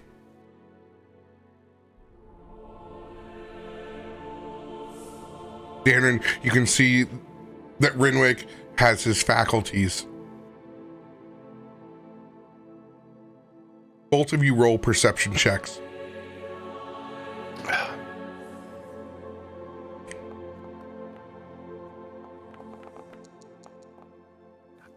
Quick note, by the way. Not good. I'm realizing this now. My character sheet is not up to date. It is 1 level behind. But that does not impact that roll. What level are we? 14. Mine also is 1 behind. Oh, Wait. Oh, yeah. I'm 13. We leveled up, and I didn't do the level up. I did. Where do we do it now? Do we do it in Forgery? Or do No, we do you it still in- do D&D Beyond. Okay. It does not impact what's going on there, so do not worry. Oh, I'm already there. Yeah, I did update mine. Yeah. Oh yeah, because I got my new. Yeah. Yeah. Nelson just got Command I don't even know what Undead. the thing is, but yeah. I just got Command Undead, and I'm so excited. Yes. Dangerous. That is so What fun. level should we be? 14.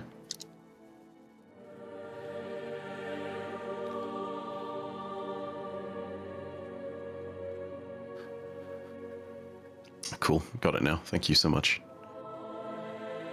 Welcome. These imports are like, they're literally seconds now compared to what I had before with it being AWS. yeah, It's nice. just like, Well, thank goodness for that. Oof. Oh dang, my perception's still the same. Yeah, like I said, that's totally not affecting that roll, but damn. Yeah. hey, but we had to for posterity. I could.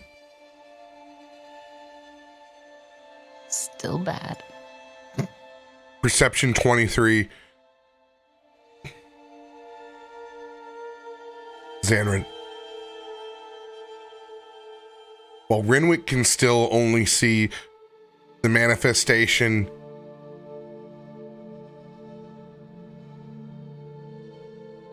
of his wife and child, you see the additional psychic threads, the chains that bind the fear to this room.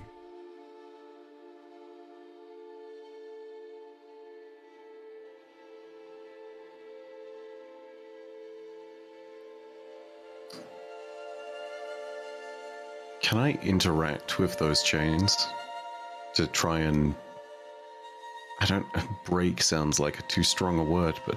Probably want to interact with Renwick before you do anything.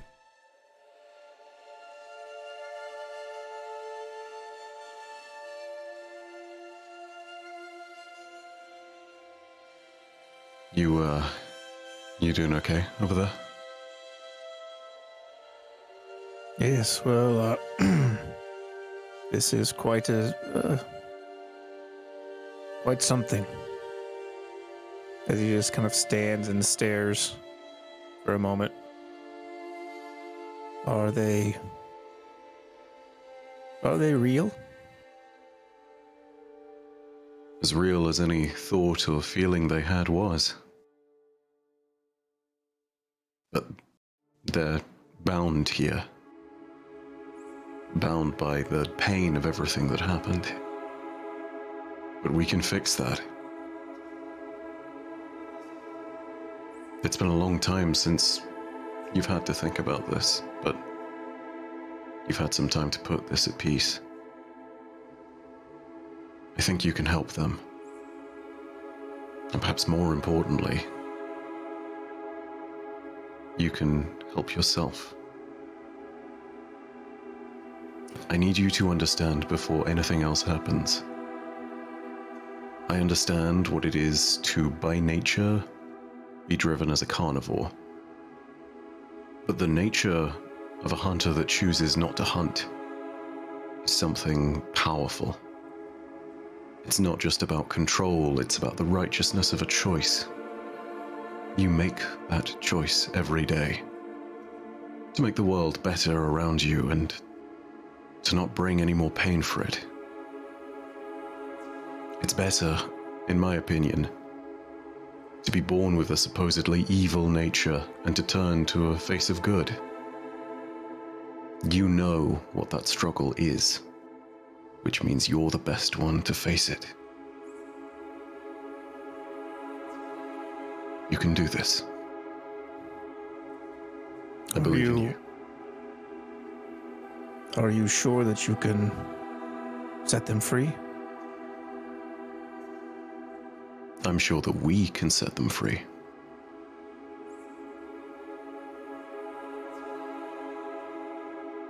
No matter what, we'll give it our best attempt. I'm gonna go ahead and I'm gonna pass a psychic dagger to Renwick.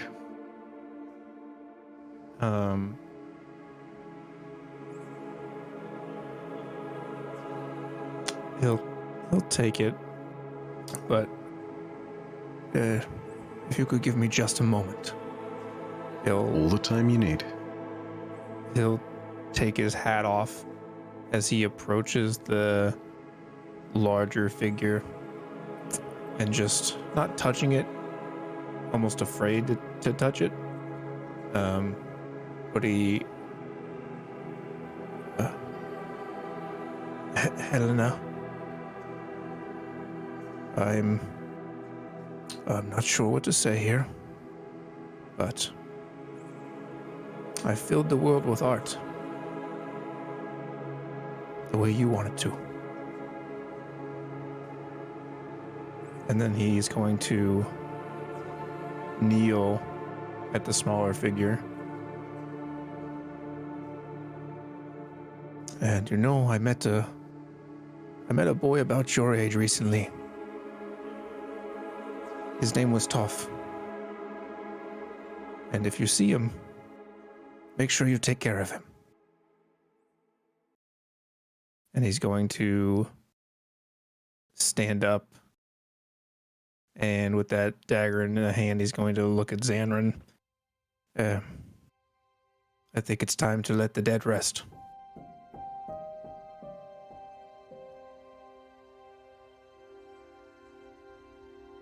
Slowly, I'm going to walk towards the first of the bonds that hold these two spirits.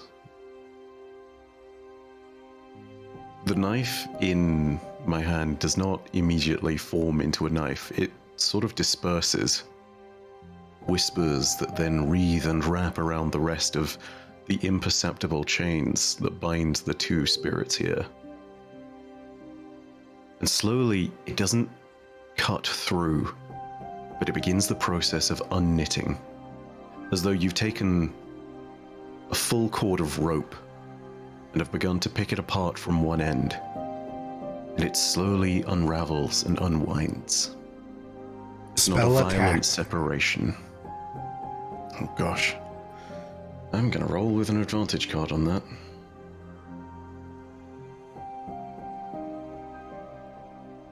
Because, yeah.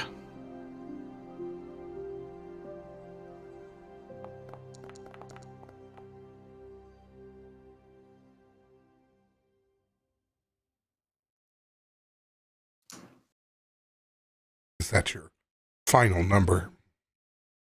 Well, we talked about that D10 earlier. Yeah, let's roll a D10. Because we don't want to fuck this up.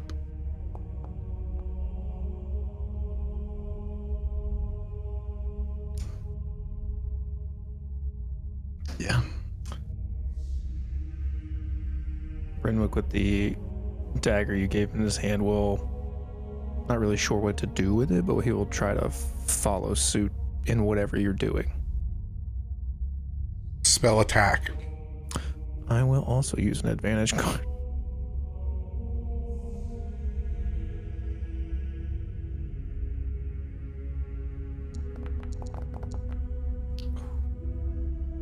And a D10. Oh my I think God. if I have one, I think I have one. Actually, you know what? I'm just gonna luck. Roll another D20. Let's go. Reasonable choice, yeah. Mm-hmm. Just gonna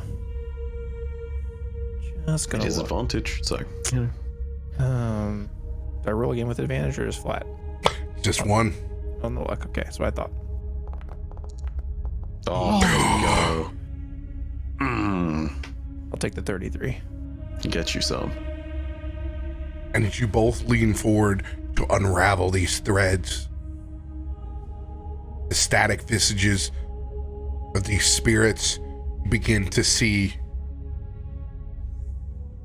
your wife and child's face for the first time in many years.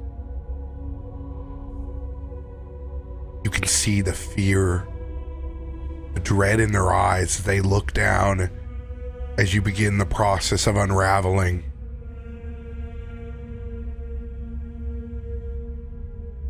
Who goes here? Who goes here?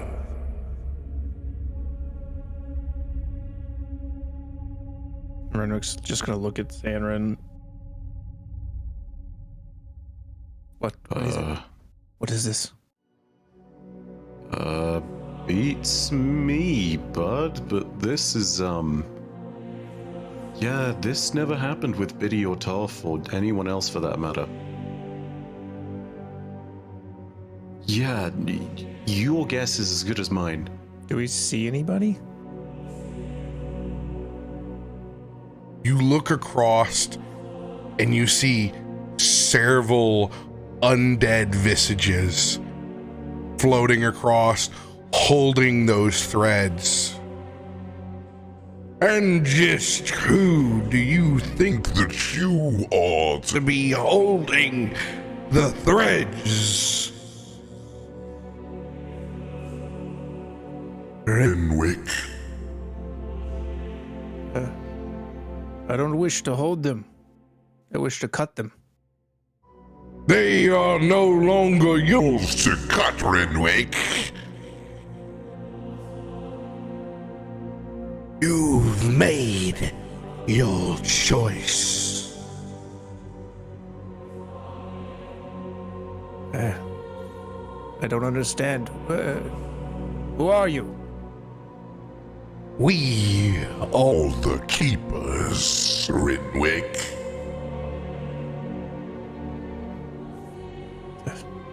Your choice was made here many moons ago. You can't just take back time now. I still don't understand. I didn't make a choice. There's no choice made. I was not given a choice. Oh, there is always a choice to be made, Renwick. These souls are ours now. Their suffering assign a point in time to be kept, to be cherished.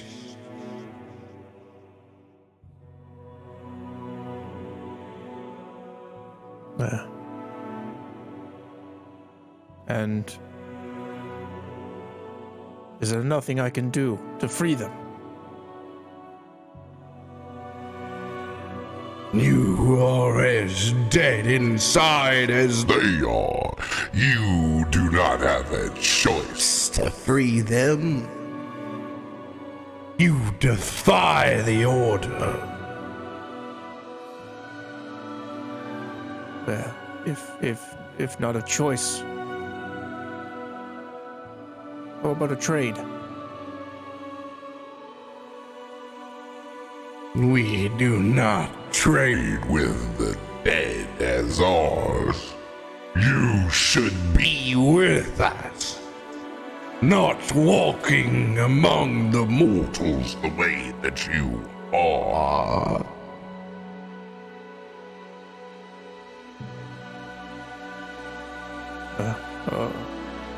On that, we agree.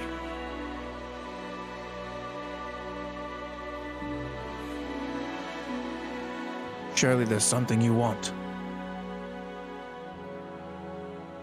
We have what we want.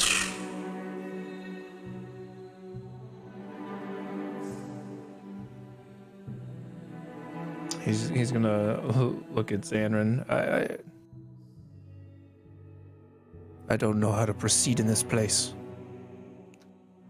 With that insight check, can I see if their intent is genuinely that of a sort of neutral arbiter, or if these are kind of like parasitic? With what roll do you want to check this with? I just dropped an insight, but if you wanted to drop something that's like Arcana, totally. No, go ahead. Insight 25.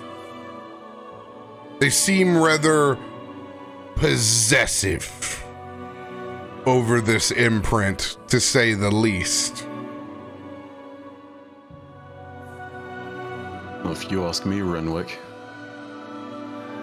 I say that's nonsense. Everything they've just said.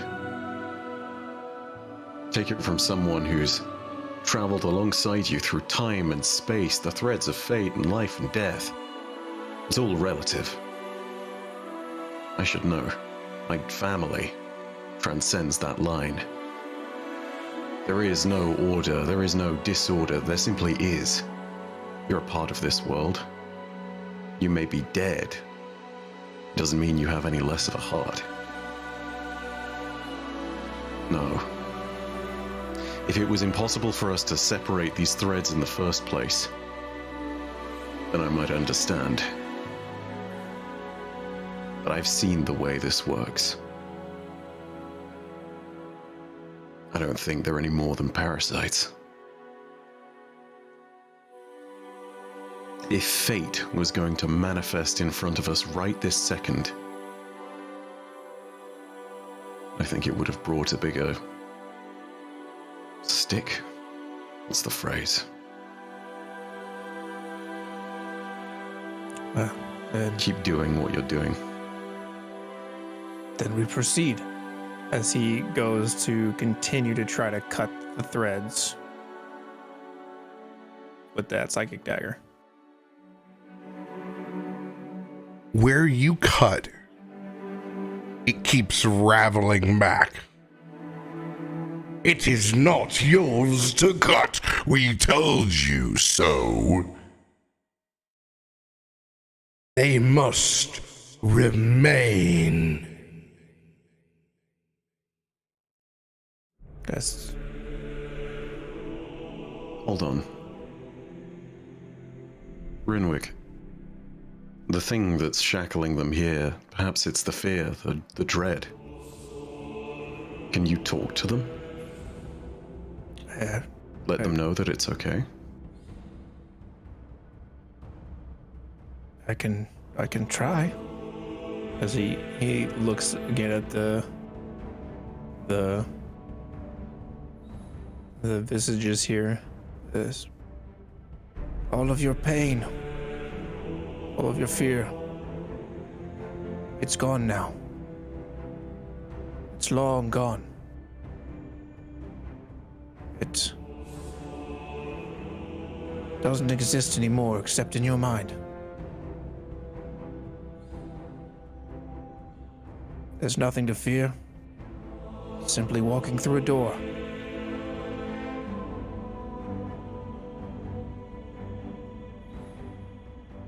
He just tries to say something to them to see if it has any effect. Go ahead and roll a persuasion check with disadvantage.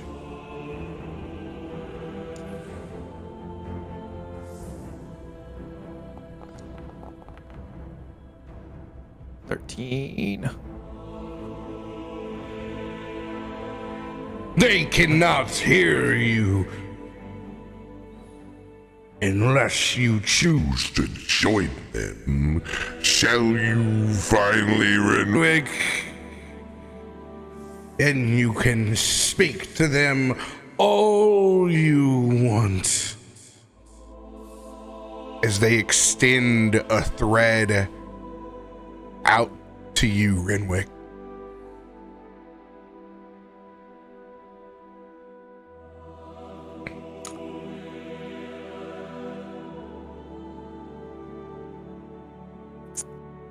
Renwick's gonna look at Zanryn again and look at his figures and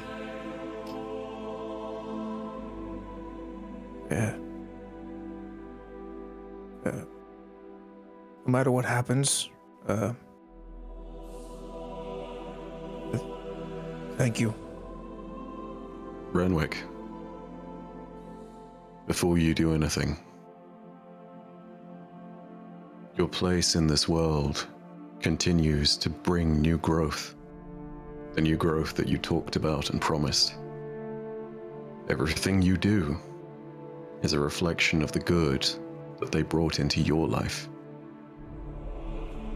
And if you go, and if they're lying, if you walk into their arms and this is nothing but their chance at possessing you too, that good withers. Can I roll an insight check on these guys? Absolutely. Okay. Oh, my insight's so bad. I thought you were intellect based. No, bro. Oh, you're not. Charisma. I keep forgetting that. You're Sword. I can't think he's a wizard. I want to throw a D10 on it. Good plan. Ooh, here you go. 23. Oh, this entire situation stinks. The only part that seems right is that they have the upper hand in this situation of life and death.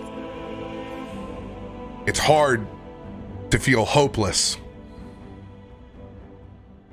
You're definitely reassured that you have your living friend with you right now, because if you were by yourself, there might not be any other choice. But you know, accepting that thread is leaving this material plane. And whatever bargain they have, while it may be with your wife and child, they're not in the condition that you hope to see them in.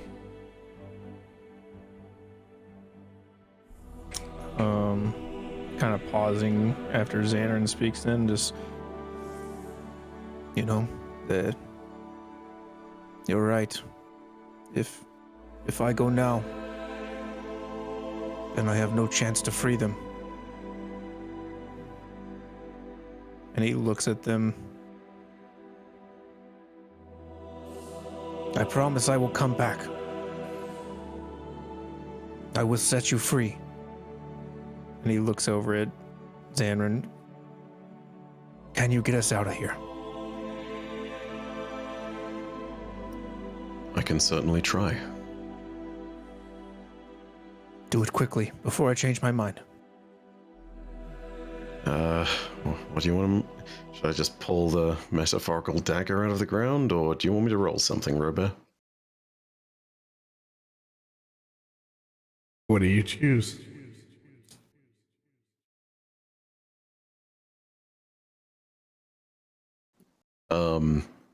I mean, I'm asking for your input here as to what my options are. Is it possible to just pull a metaphorical dagger out of the ground and to leave? You must do. No guidance. Cool. All right.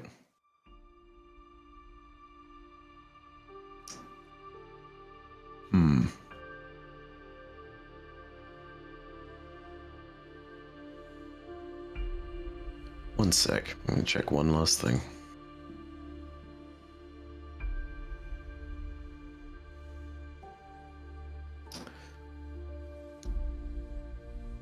Yeah, okay.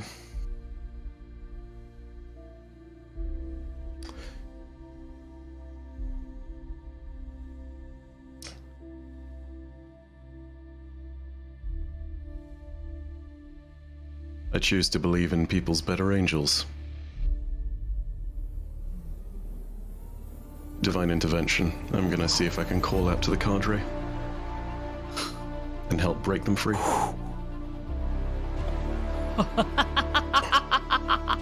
Damn. We cut these threads, baby. Yes! What the heck? Do it! Go big! We're going downtown. Go big or go home. Really around. Not expecting that one. Nope. I sat there and I thought, and I was like, this feels worth rolling a hard 6 over. May the stars align for you, and your heart find its pathway forward. Because you and Renwick have both been supporting this ritual the entire time, I will give you Cleric style numbers on it. You'll be able to double your level, 28 consecutive numbers. Yes! Okay. Oh, your choice then, Mud. Hey, your Smart, make it somebody else's problem. your family, your role. Let's see how it goes. Hold on, let me. Oh, They're not consecutive. They gotta be consecutive. Okay. you know what? You I have monster. I have a ruling. I want 14 numbers from each of you. Smart. Just random numbers. Oh, Well done, RoBear. We'll do consecutive since I don't have the lotto style line that I built.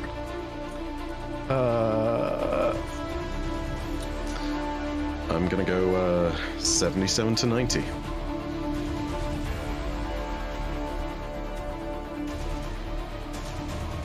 Is it 47? Yeah, 14 consecutive. Yeah, 32 to 47. Listen, who's gonna count if you get one extra number? oh my gosh. Even would be even. 48.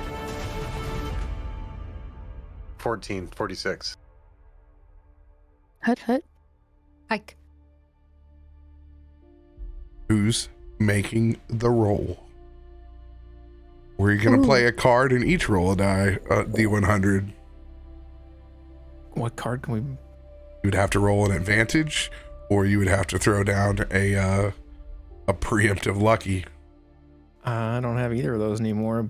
I can roll I do have a divine intervention card. I can roll a lucky. Only one divine to re-roll intervention. it. Okay. I don't know how my cards get pulled in. Yeah, I'll throw down my preemptive lucky.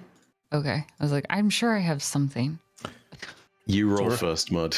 No, same time, baby. Same time. Same time. Same Oh, shit. time. All right, say when. 3, 2, 1, roll.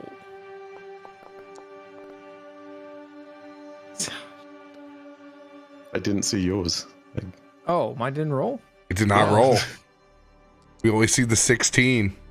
Oh, no. No. Can I give him I got a D10 inspo. No. I give him plus whatever numbers he needs.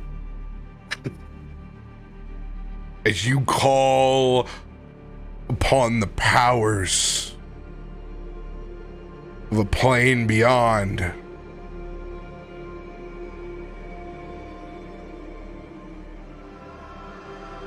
you think you have control here.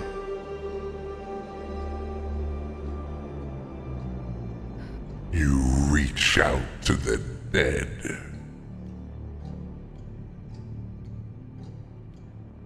But why call further? For we are already here. No one can save you now. Or your family. They are ours to keep.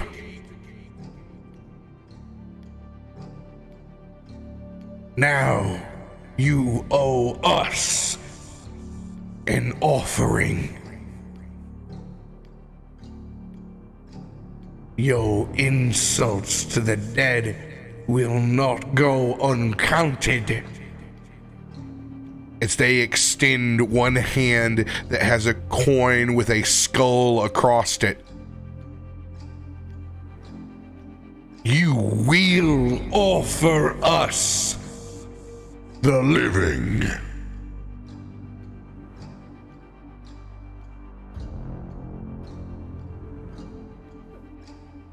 We require a soul for your transgressions. And what if we refuse? You have no choice in this matter, dead one.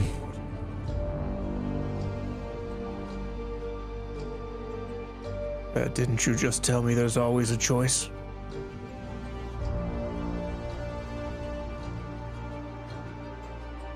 The time for negotiations has left. With your prayers.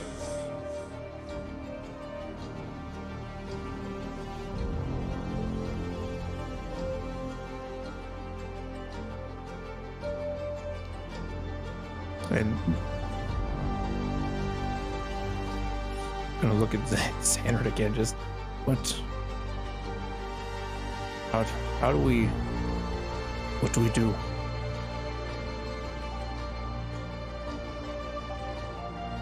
They're not the final authority on this, I know that much.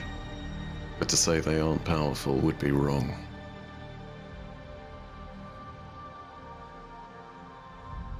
I can try and break the ceremony and we can try again later. Or we can face this here and now.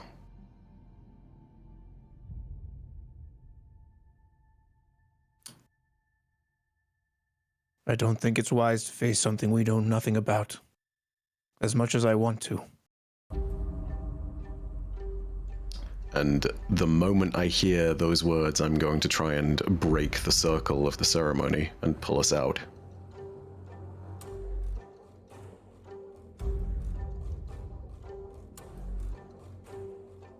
Roll a spell attack with disadvantage. Okay. Is it left control for disadvantage? Or is it? Yep. Double nat 20, here you go. It's fine, we got this. Oh. What? You fucking called it! Oh my god, you manifested it basically! What the fuck? Alright. Here's the roll.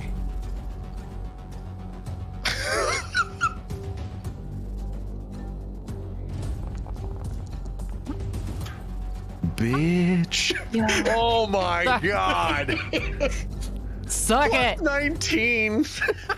That 20.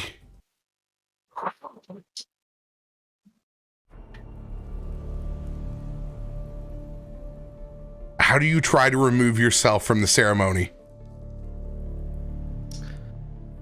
As I pull back my psychic blade, slowly the whispers that had tried to uncoil the bonds start to manifest back into a blade.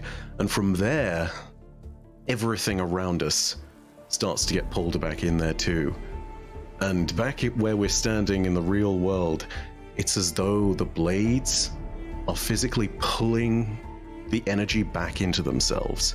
It's as though you're watching ink on a page in reverse, and the pen is not writing words, it is unwriting them.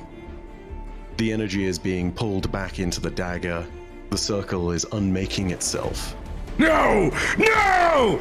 No! You can't elude us now! They are ours to keep. Don't let them take our quarry. We've kept them for so long!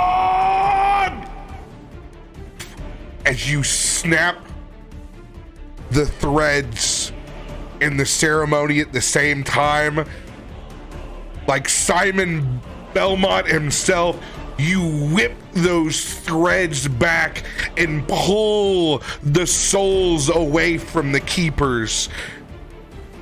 In one expulsion of psionic energy, you see it pulse as you bring Renwick's family across from the grasp of the Seekers. We will not forget! We will remember what you all lost! An explosion of energy.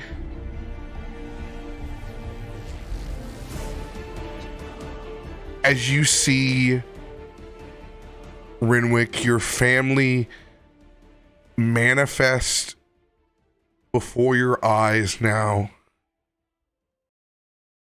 No more fear. Their human faces, as you remember them, the paleness in their skin, just a bit of warmth as they float across and over to you.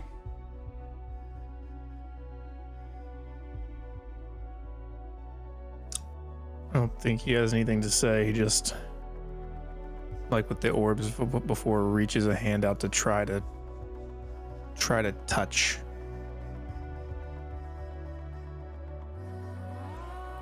And for just a moment, there is warmth there. There is physicality, there is presence before it fades. As you feel the clutches on the side of your leg, the brush of your wife's cheek across yours.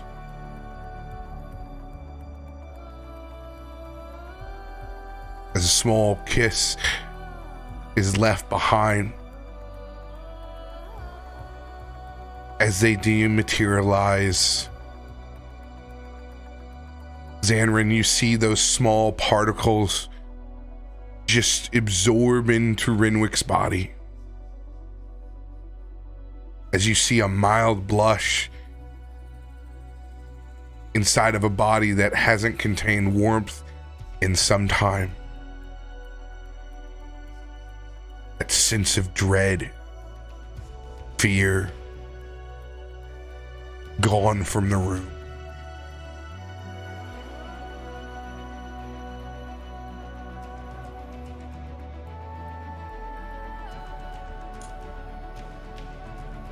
No monster could have done that. Only you.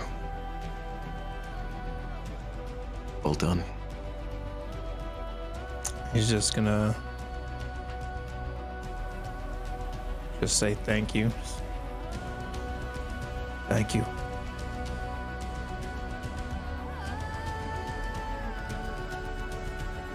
Now,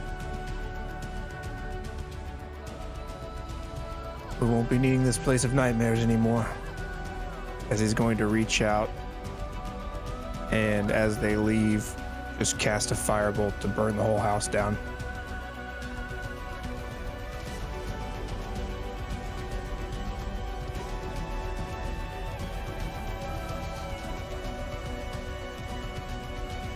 As you all walk away with long shadows. As this manor begins to collapse on itself and burn into the ground.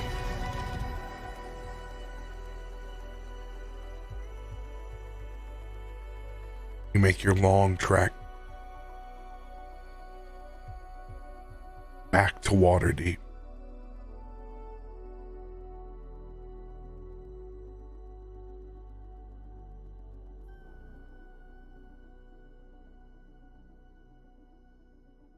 Way to go, Nat 20.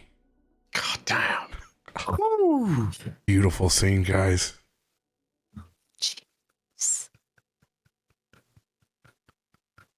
Manifest that mud Sometimes energy. you just gotta tell the dice what to do. You know, you gotta slap them around a little bit. Mm-hmm. That And was you- so clean. Burned it. He doesn't need the house anymore. Yeah. Oh, it's classic mud. He's minted, dude. He doesn't Yeah. fuck that place. Back inside the library.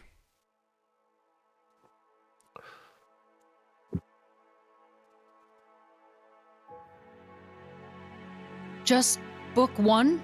Ketri will look and point to a whole stack of other books towards Nelson. Or book two.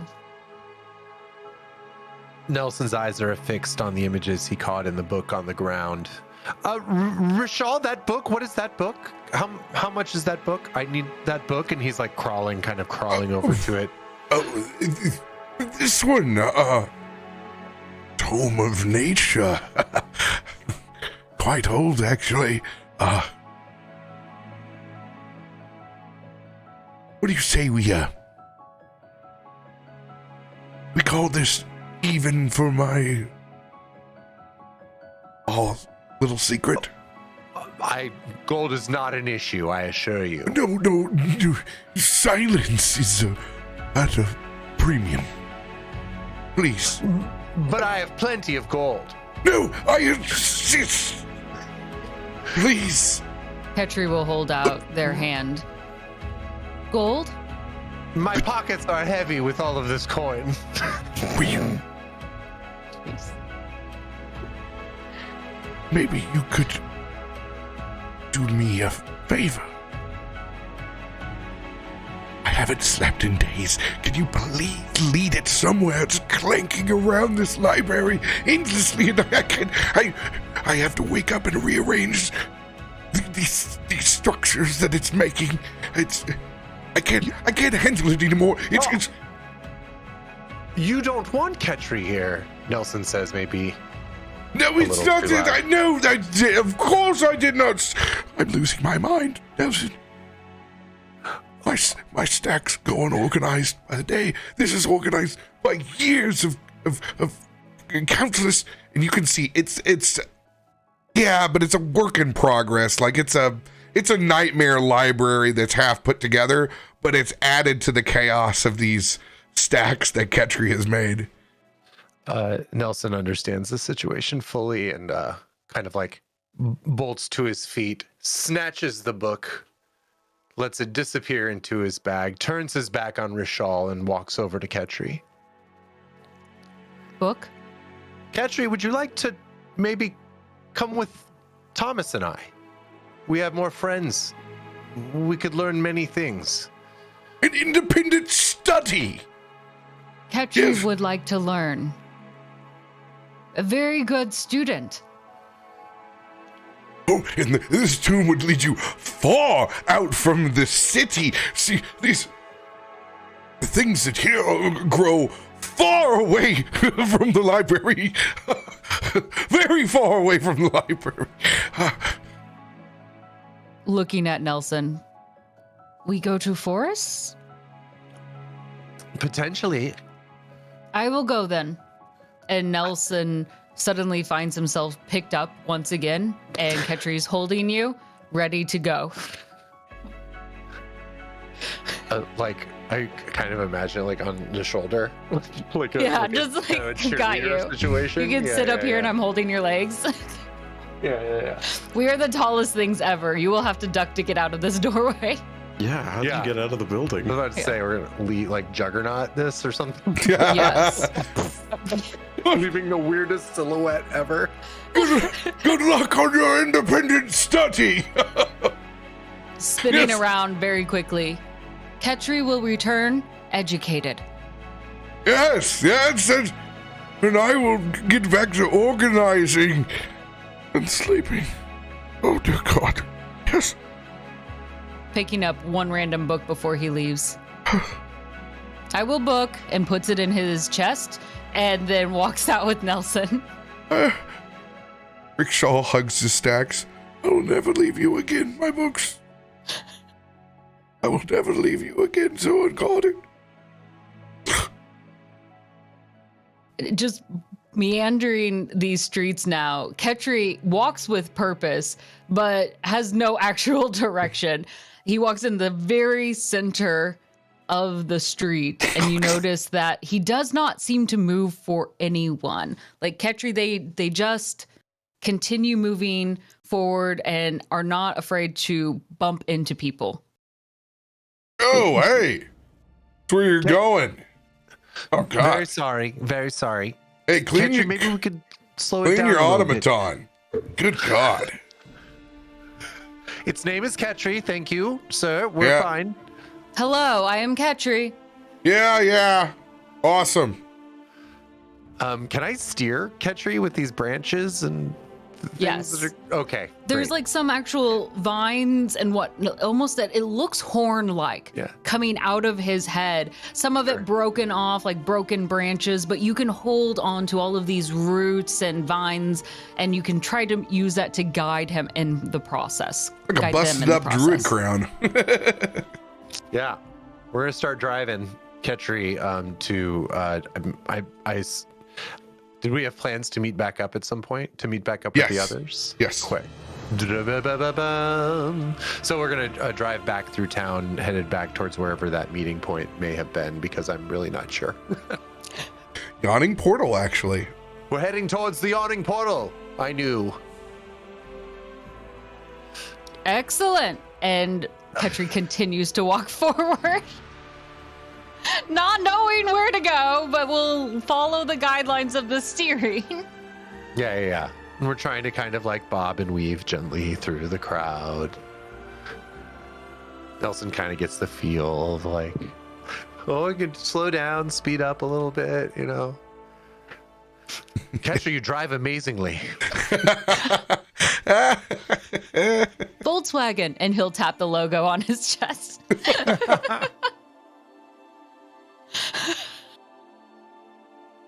While we're driving, Nelson really wants to try and peek at this book because it is chewing at the base of his head. So once he kind of gets a little more comfortable with steering Ketri and it's a little more, a little more on autopilot, Nelson's definitely going to whip out this book to take a look at, especially just the page that that caught his eye in the store. Friend, Yes, Ketri. why do you book? Well, you see, I lost a friend, and I don't ever want to lose a friend that way again. Do you need help finding them? I don't think that we can find them.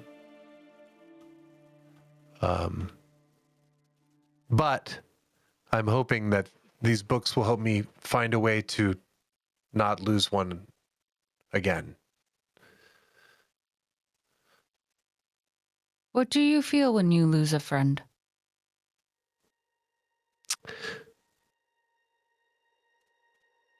I will tell you the way that I lost my friend was one of the... It was the most powerless I've ever felt in my life. More powerless than I felt as a young child in the forest, lost.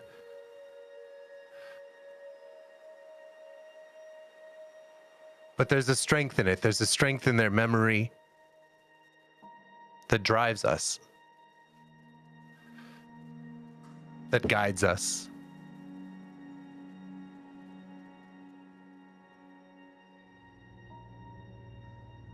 That helps us seek ways to become better and learn and honor that memory. So, you learn for friends? Definitely, yes.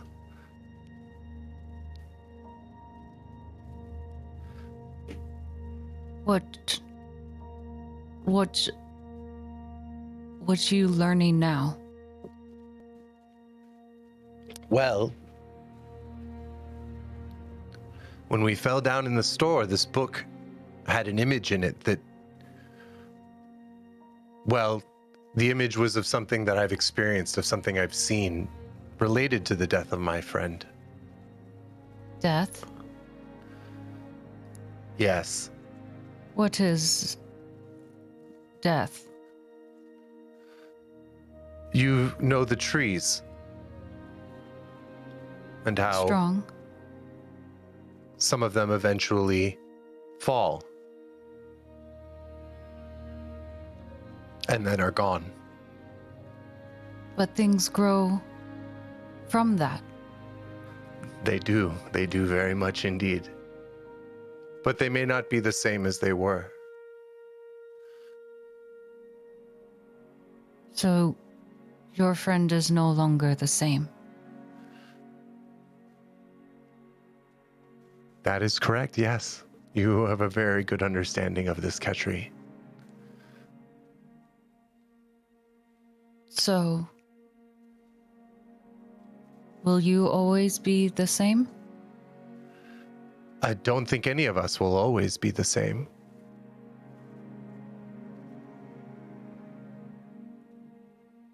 And that's a good thing.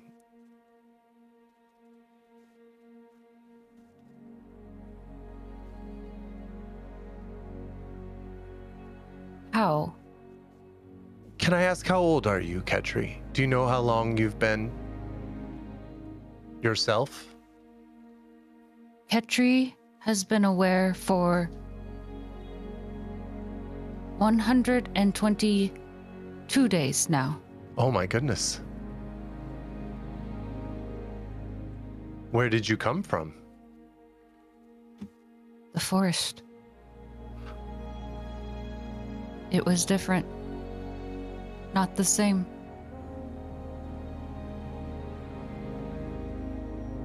Ketri felt things and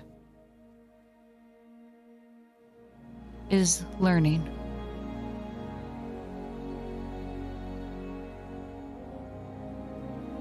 Like friend. Yeah, that sounds wonderful, Ketri. I'm excited to see where our learning takes us. Did Ketri die? Was dead? I don't think I can answer that question, Ketri. What do you think?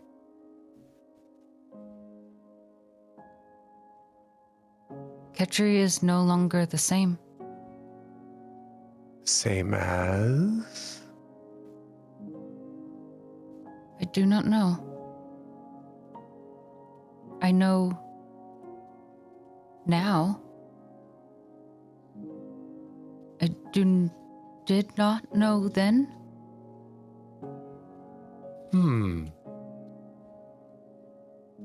That is different.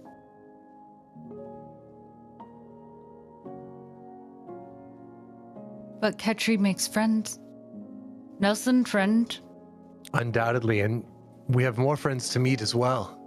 I have acorns for them. And you notice Ketri opens up, and inside at the bottom of this giant barrel of a body that's thick, like it's a tank of a body, there's just a whole collection of acorns at the bottom of this. There is a lot of nuts. Like a walking maraca. Yes.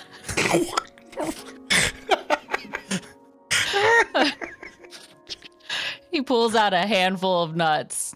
They're all very large, of course. For friends. I'm sure they will love them. And you see for a quick moment, he puts the rest inside except for one and pops out that walnut shell to throw one in and then replaces his eye yet again.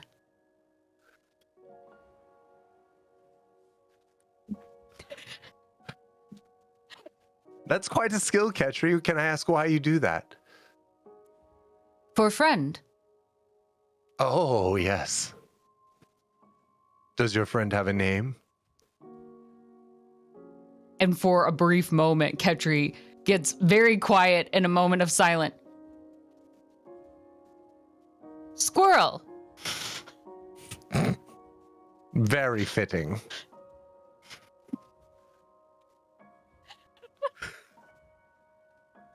A very fitting name. A name Nelson would give as well.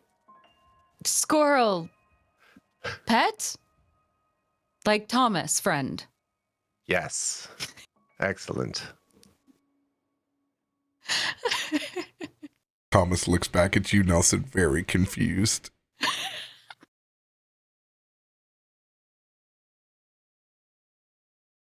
Yeah, does Thomas really understand what happened to him? I never really got that. He's your familiar. He's Yeah. cool. So he's just chill. He's so cool with whatever you do. He's It's happy. like 80s cartoon style where you're like, "Blah, blah, blah," and everything's just fine. Yeah. It's like kind of an adventure, you know? It's like new form. Yeah. For a quick moment, Ketri will actually stop walking, and it feels a little abrupt. And you'll notice right at your hands now is Squirrel, just sitting in between, staring at you. And he looks a little ragged. It's Little this Ren and beautiful Stimpy style. chestnut squirrel. Its tail is just a little mangled at this point, as if it's been just overly brushed to that point. And its eyes stare at you as if it's judging you. One pupil is slightly larger than the other. Obviously a little quirky on that end as it eyes you up and down, studying you a little bit. And then with almost a look of approval, it will nod and wave to you and then run back inside Ketri. And then presume walking yet again at the same very intense pace. A pace of purpose. Yes. Ketri does not stop. Well, Ketri, do you know what it is you'd want to learn about? Do you have anything in mind? How to learn. Oh, I think you know that. I think you've got that down. Ketri has words and will pull out that book page yet again. I have words and we'll put them back in. You have words. I don't know what to do with words. Well, the words on the page are just shapes that represent the things that we're saying to each other right now.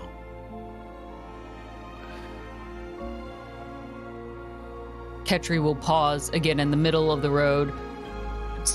Probably some person behind them just runs right into them. Oh, Not hey, expecting.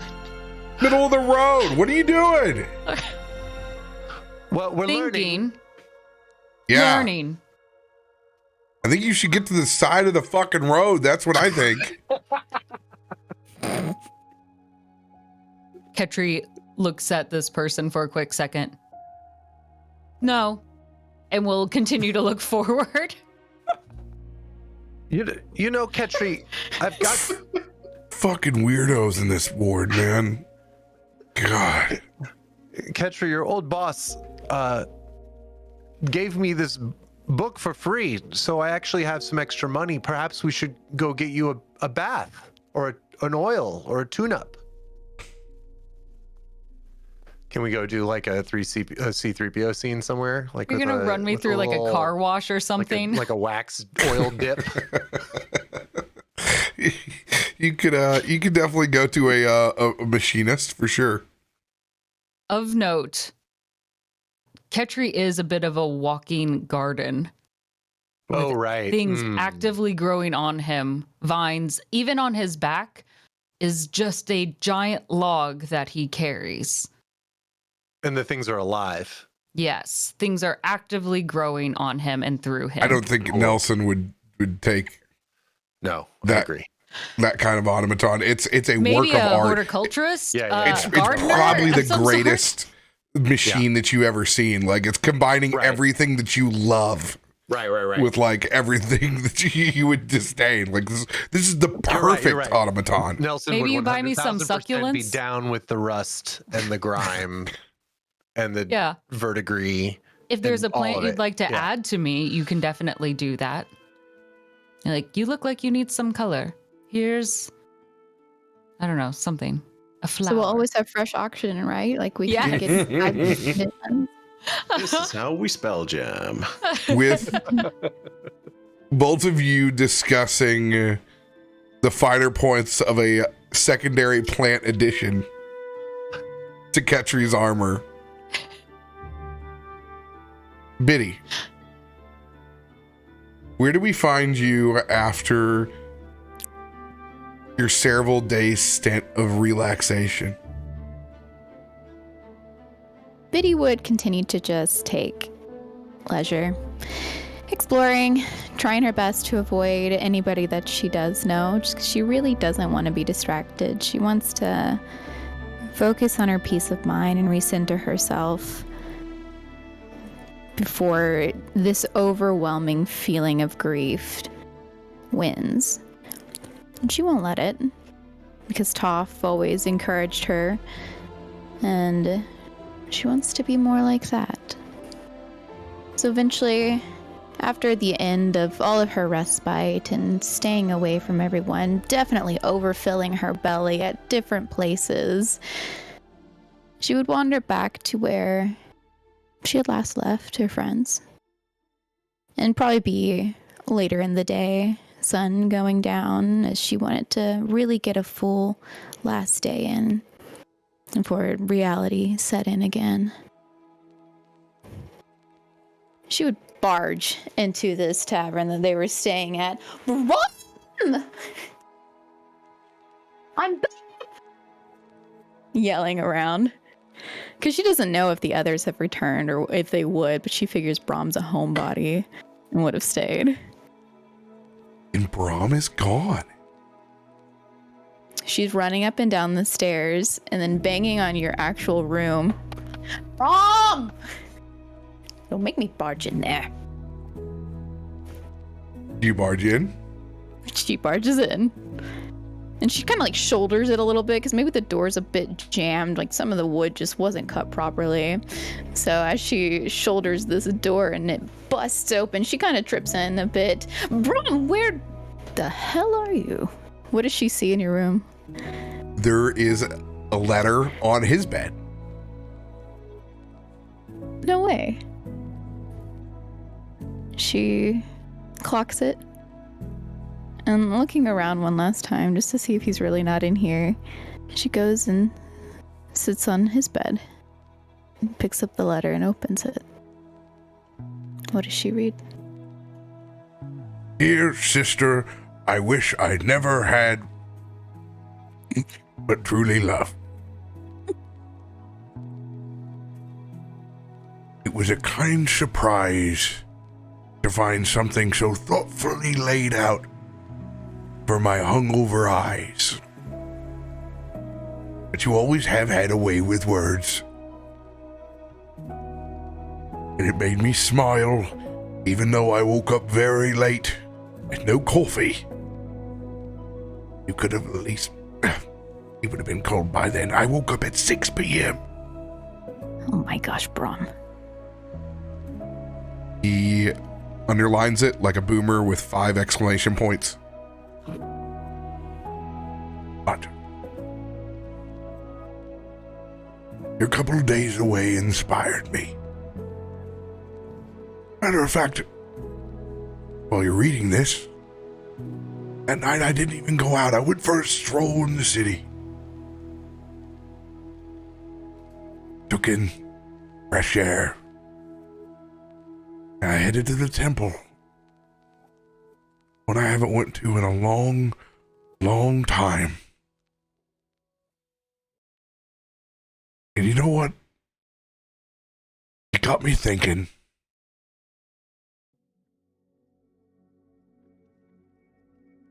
It got me thinking that it's time I put some actions and not just my words down. I wrote some letters to my family. I haven't seen them in quite some time. But I don't think that's enough.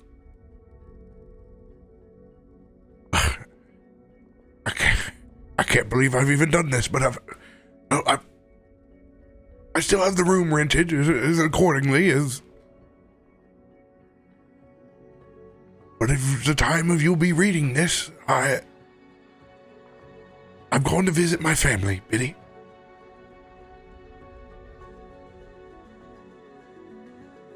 It's time that I see the niece that I've never seen before.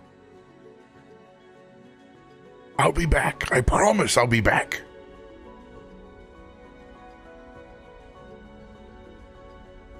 I won't be gone long. But I need to check in on my family. I've buried myself with my work for too long.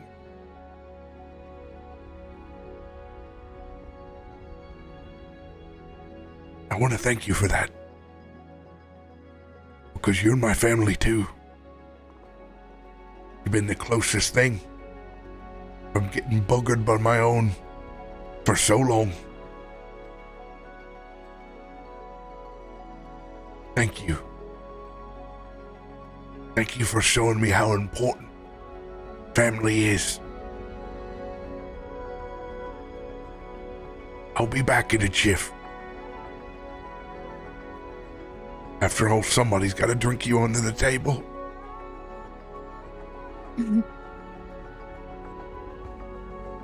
Love you, sis. Rom. Biddy is staring at this letter and she's tearing up. God, I hate how much I love him. But he'll never know that. She folds the letter, puts it in her pocket, kind of pats her pocket a second. You better be safe, she just says to herself. She probably be wiping away a couple extra tears that are just trying to escape before standing up, breathing in deeply, try to get rid of the redness that's been occurring under her eyes and the little splotches of a heat rash from getting so anxious over this. Ugh, Brom! You better be back soon as she's opening the door and then slams it behind her so she's back out into the hallway. If you could not slam the door next time, I would appreciate it. Oh, I'm so sorry. She's looking around.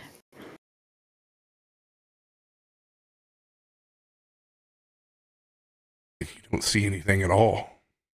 What? Hello? She's kind of pacing slowly up and down this hall, looking around. I'm in here. Where? Is she able to tell? It's coming from Brom's room. She turns back and, staring at the door, her brow furrowing. There's no way. There's not. No, I'm just tired. I'm just tired. Probably should go and eat. She keeps looking at the door and trying to look away from it. She turns and walks back to the door, and this time more gingerly opens it, still with a bit more force, but to kind of crack it and look in. Hello?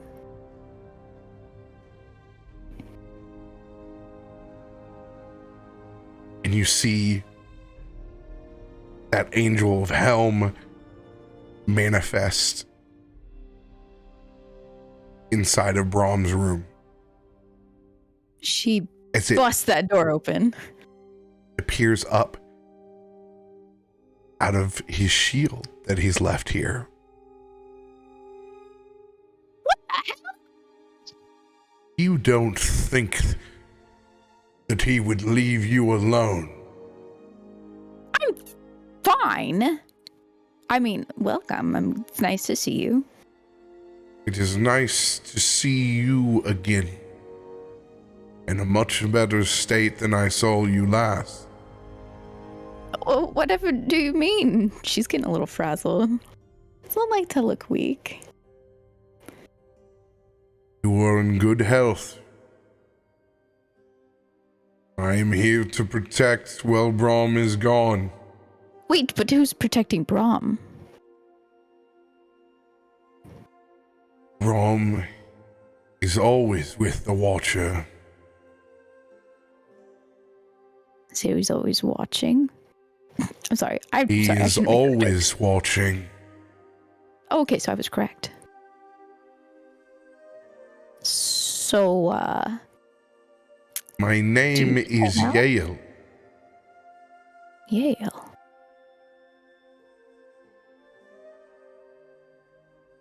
Interesting. Well, it's nice to meet you. Yale. A smile on his face. She's looking him up and down, absolutely trying to be discreet, like turning her head a little bit away. This is awkward. This is uncomfortable. I like this. I hate it at the same time. Why would Brom leave this here? Somewhere Brom has a big smile on his face. Oh, if I could only be in the room when she finds out. I probably did this on purpose. So, what's up? Brom told me a few things about you.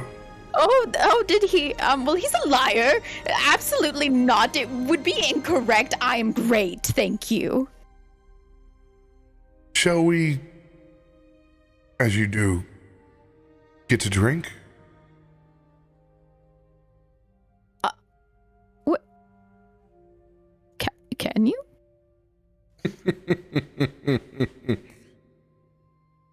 He laughs and smiles and puts a hand on your shoulder as he brushes by with those feathery wings that disappear as he takes a slightly more immortalish stance from complete Planetar and Angel, still shaved, clean head, and very angelic and Azamar-like, just no longer knocking around the hallway with two large wings. Have you always been able to do that? Always. Huh. Always. As his voice comes down from its angelic stature. So, have you ever had a drink before? Many. Have you ever had the 9 levels of hell? No. Ryan gets from every time. And she starts marching pretty proudly downstairs. It's never too early to drink. Your Planetar follows you back to the bar. Okay. She now coming down the staircase with this Planetar following her. I don't know if the tavern keep is even gonna question where this guy came from. Nope. Oh. There's just a lot of eyes on your new friend as they walk past.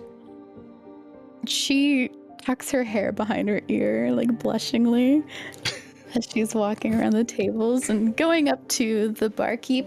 Excuse me, my friend here would like 2 9 levels of hell.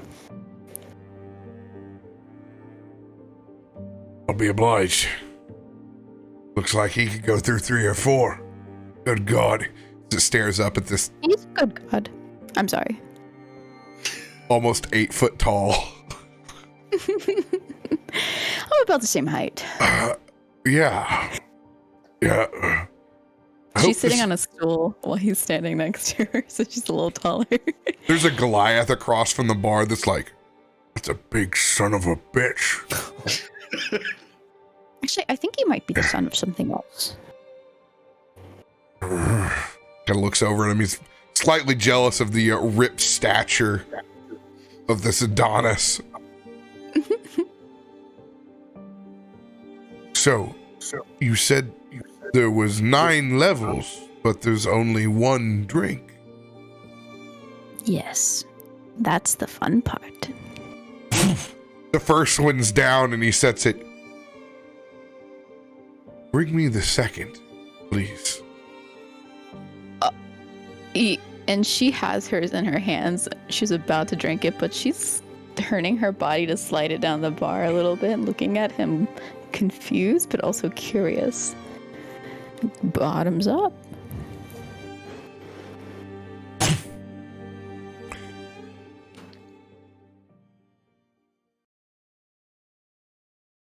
You have to make a con save. Oh yeah. Oh, here it comes. Oh yes, you do.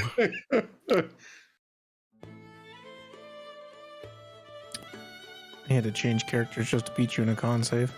100%. That's it. That's it. Oh wait, did I get a drink too? Did I order another one? I guess. She probably would've. 100%. Actually, she would have been like, "Keep them coming." I'm gonna point out, not only did you need to change characters, you needed to put on God mode. Where's So- Brom? He could have beat me this time. Dude, I don't know if I still. Watch I've it been be in that beaten one. so badly. Watch it. Oh my Oh god! my god!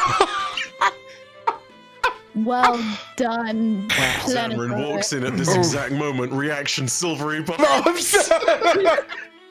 Oh my god, I joke. Put But on my rope and goodness, I would. After a lengthy bout with all 9 hells.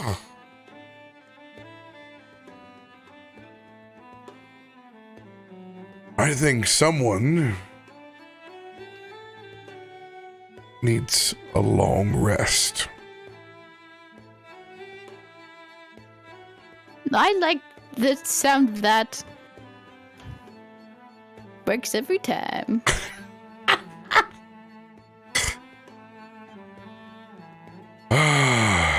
He warned me of this. What of a long rest? At least take me on a date first. He just picks you up. 2 hands. She kind of almost vomits a little bit.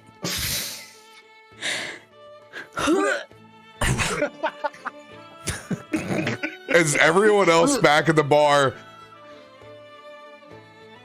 you have been the story of the evening. The table, all the servers, they have been placing bets on how long their favorite table would last. As it begins the long march over to the stairs by the side, the tavern room is actually, woo! Yeah! As you get applause. She like points her finger in the air. As Yale takes you all the way back up to your room. Aw. And he tucks you in. She obliges so willingly. She almost kind of turns into like Flubber as he moves her around. She's so lanky and lip and like, I'm so drunk, but it's fine. The arms of an angel. So she's eating this up and giving a little cute little grin as she's getting tucked in, like where he goes from each side at the same time to make you look mummied. So she's got like a little gnome mummy body with her head on a pillow. After Yale tucks you in, he pulls what is the most ridiculously juxtapositioned rocking chair to his large body and pulls out a small pair of spectacles and begins to read you a story. What a gentleman angel.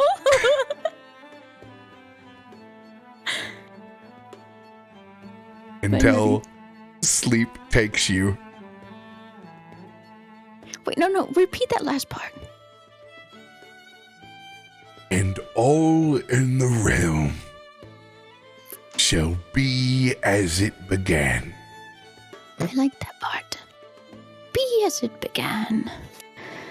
And the 2 princes lived happily ever after. I love a good gay story.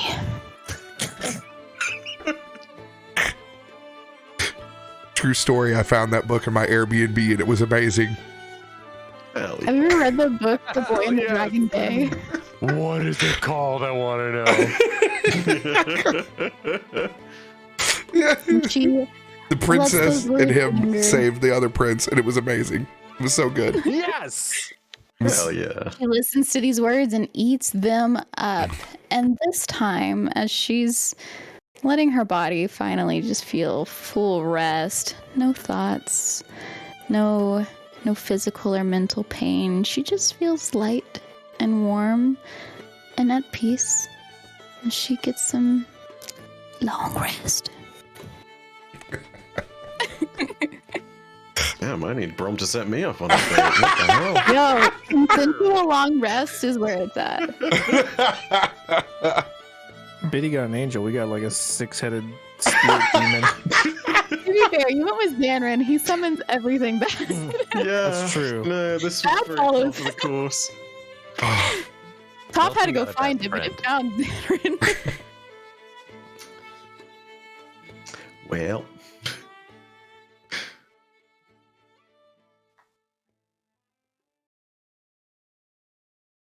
One last story to touch on.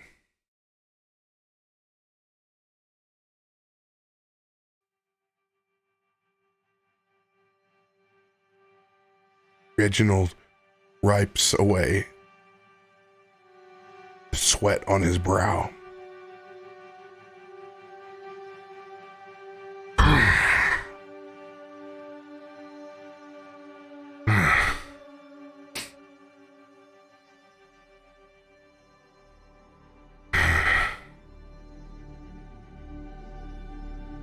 His surroundings are dark.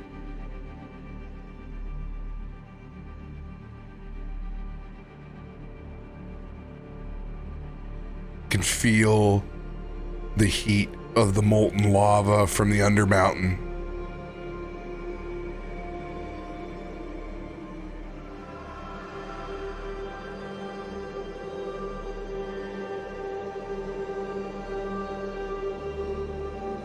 As he pauses,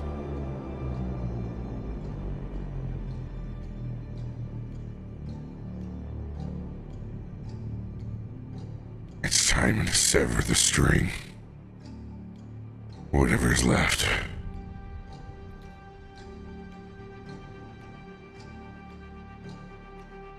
Looks down at the wound on his neck. It's unhealed. He's pale. He looks rough. He's been going for 3 or 4 days now, by himself.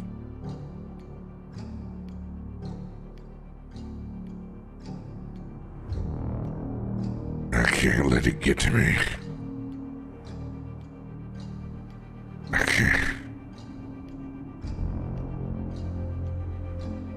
can't let it get to me.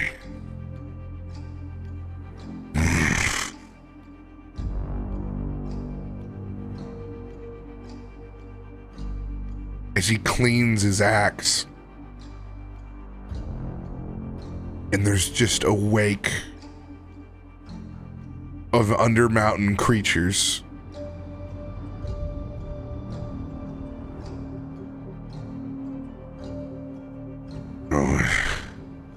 Don't let it consume you.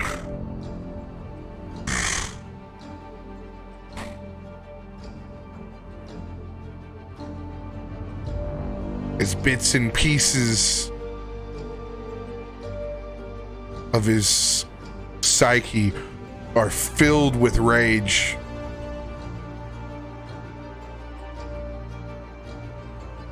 you can't go back where you came from.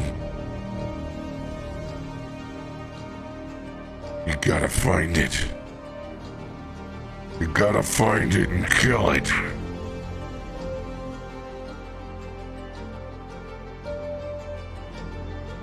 As he wanders in the darkness, you can hear the skitters and over the walls. I hear you all. Take me to the Broodmaster. Now.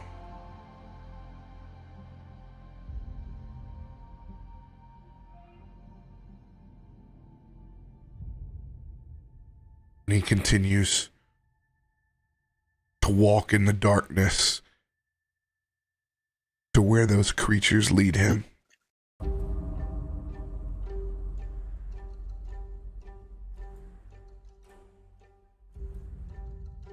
With everyone else headed back to the yawning portal to meet up.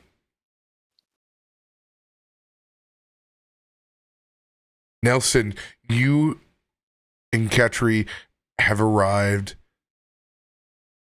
first and some time ago. A chance to get a small bit of rest before the rest of the party arrived.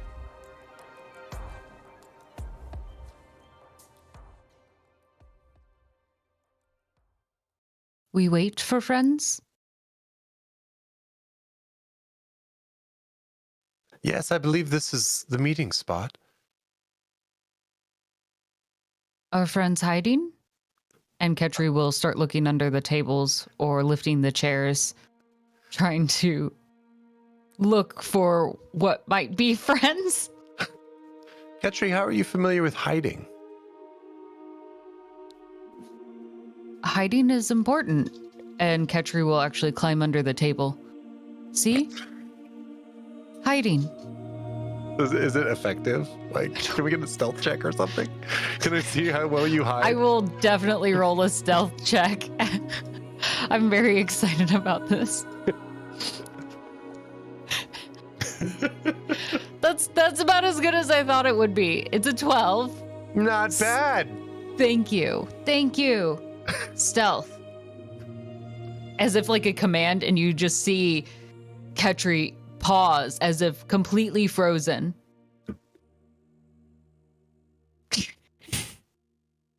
Not moving, and will still be just underneath this table for now. Well, yes, that's excellent. That's very good. Do you remember where you learned how to hide? Everyone hides. Hiding's safe. Oh, it's like base programming. I'm assuming. Nelson, I need you to make a wisdom saving throw. Mm.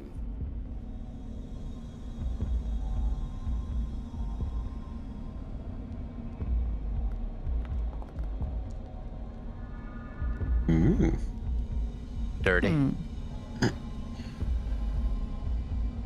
Something in that book calls to you to open it back up.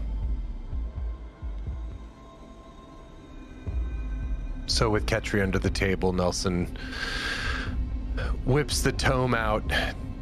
He has been feeling an itch at the back of his brain ever since he saw the image on the floor of the bookstore.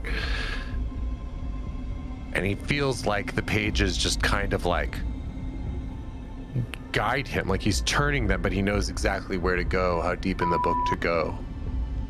Excuse me. Oh, okay. I thought you were telling me to shut up. Oh, I hit the wrong button. You open up that page back to the Seum network, and you see the roots on the page coalesce in this dark soil. It begins to spell a word. And the word is Mama. And that is where we will end this week. Oh no. Cool. Mama. mushroom mama. Wow, you had a mommy and I got a daddy this session? What a blessing. What a bless. This worked out Treated well. so good.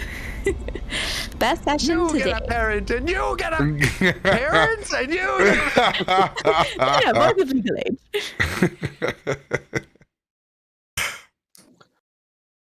Okay. That's great. Good job, everyone. Woo, that's a lot. Amazing work, everybody. And now we have Ketri. Yay! Welcome, Ketri. Welcome, Ketri. Thank you. Very excited. New friends. No pressure, everyone. Oh, it was so good. You guys are all so fucking talented. That was Holy really fun. shit. 10 out of 10, everyone. I was forgetting to do my job because I was so in it. Just sitting there listening. I'm like, oh shit, I gotta ask you things. Move stuff along. I don't know. Just keep doing it. I'm here. I'm listening. We're the DMs now. You were. You guys told a fucking awesome story.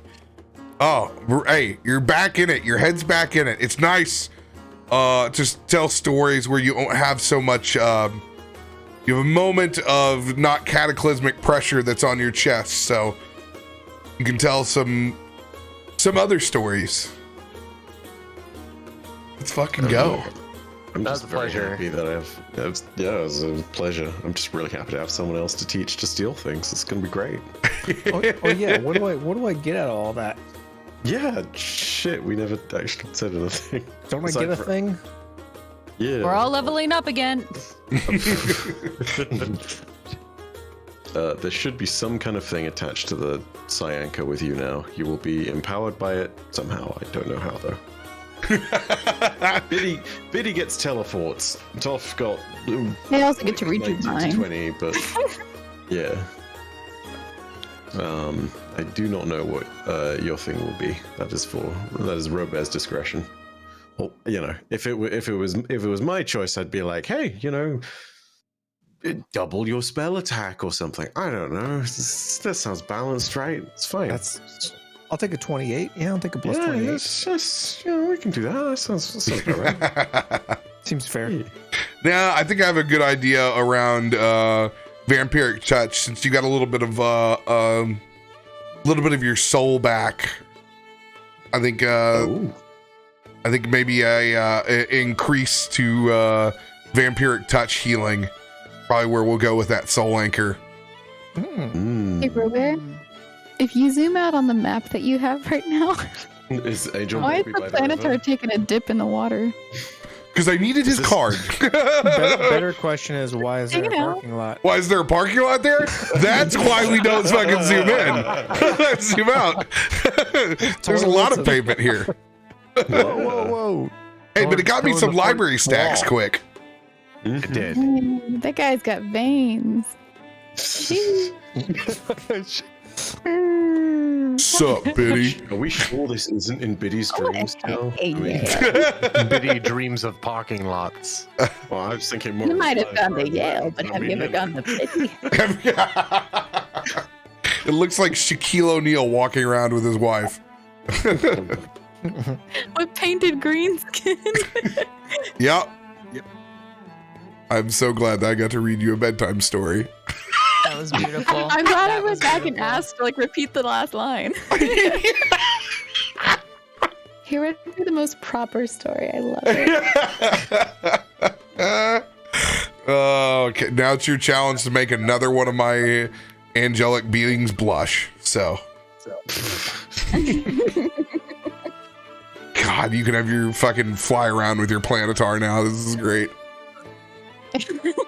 So good. Yeah, I was hoping we would get a little flashback back to Brom on his way to his family. Just have to wait. Everybody, thank you for joining us. We're back. The crew is back. Feels good. Looking good, feeling good. 2023. I'll look better next week. I promise. We'll find out what all this mycenial mama stuff is about. We'll see you then. Love you guys. Thank you.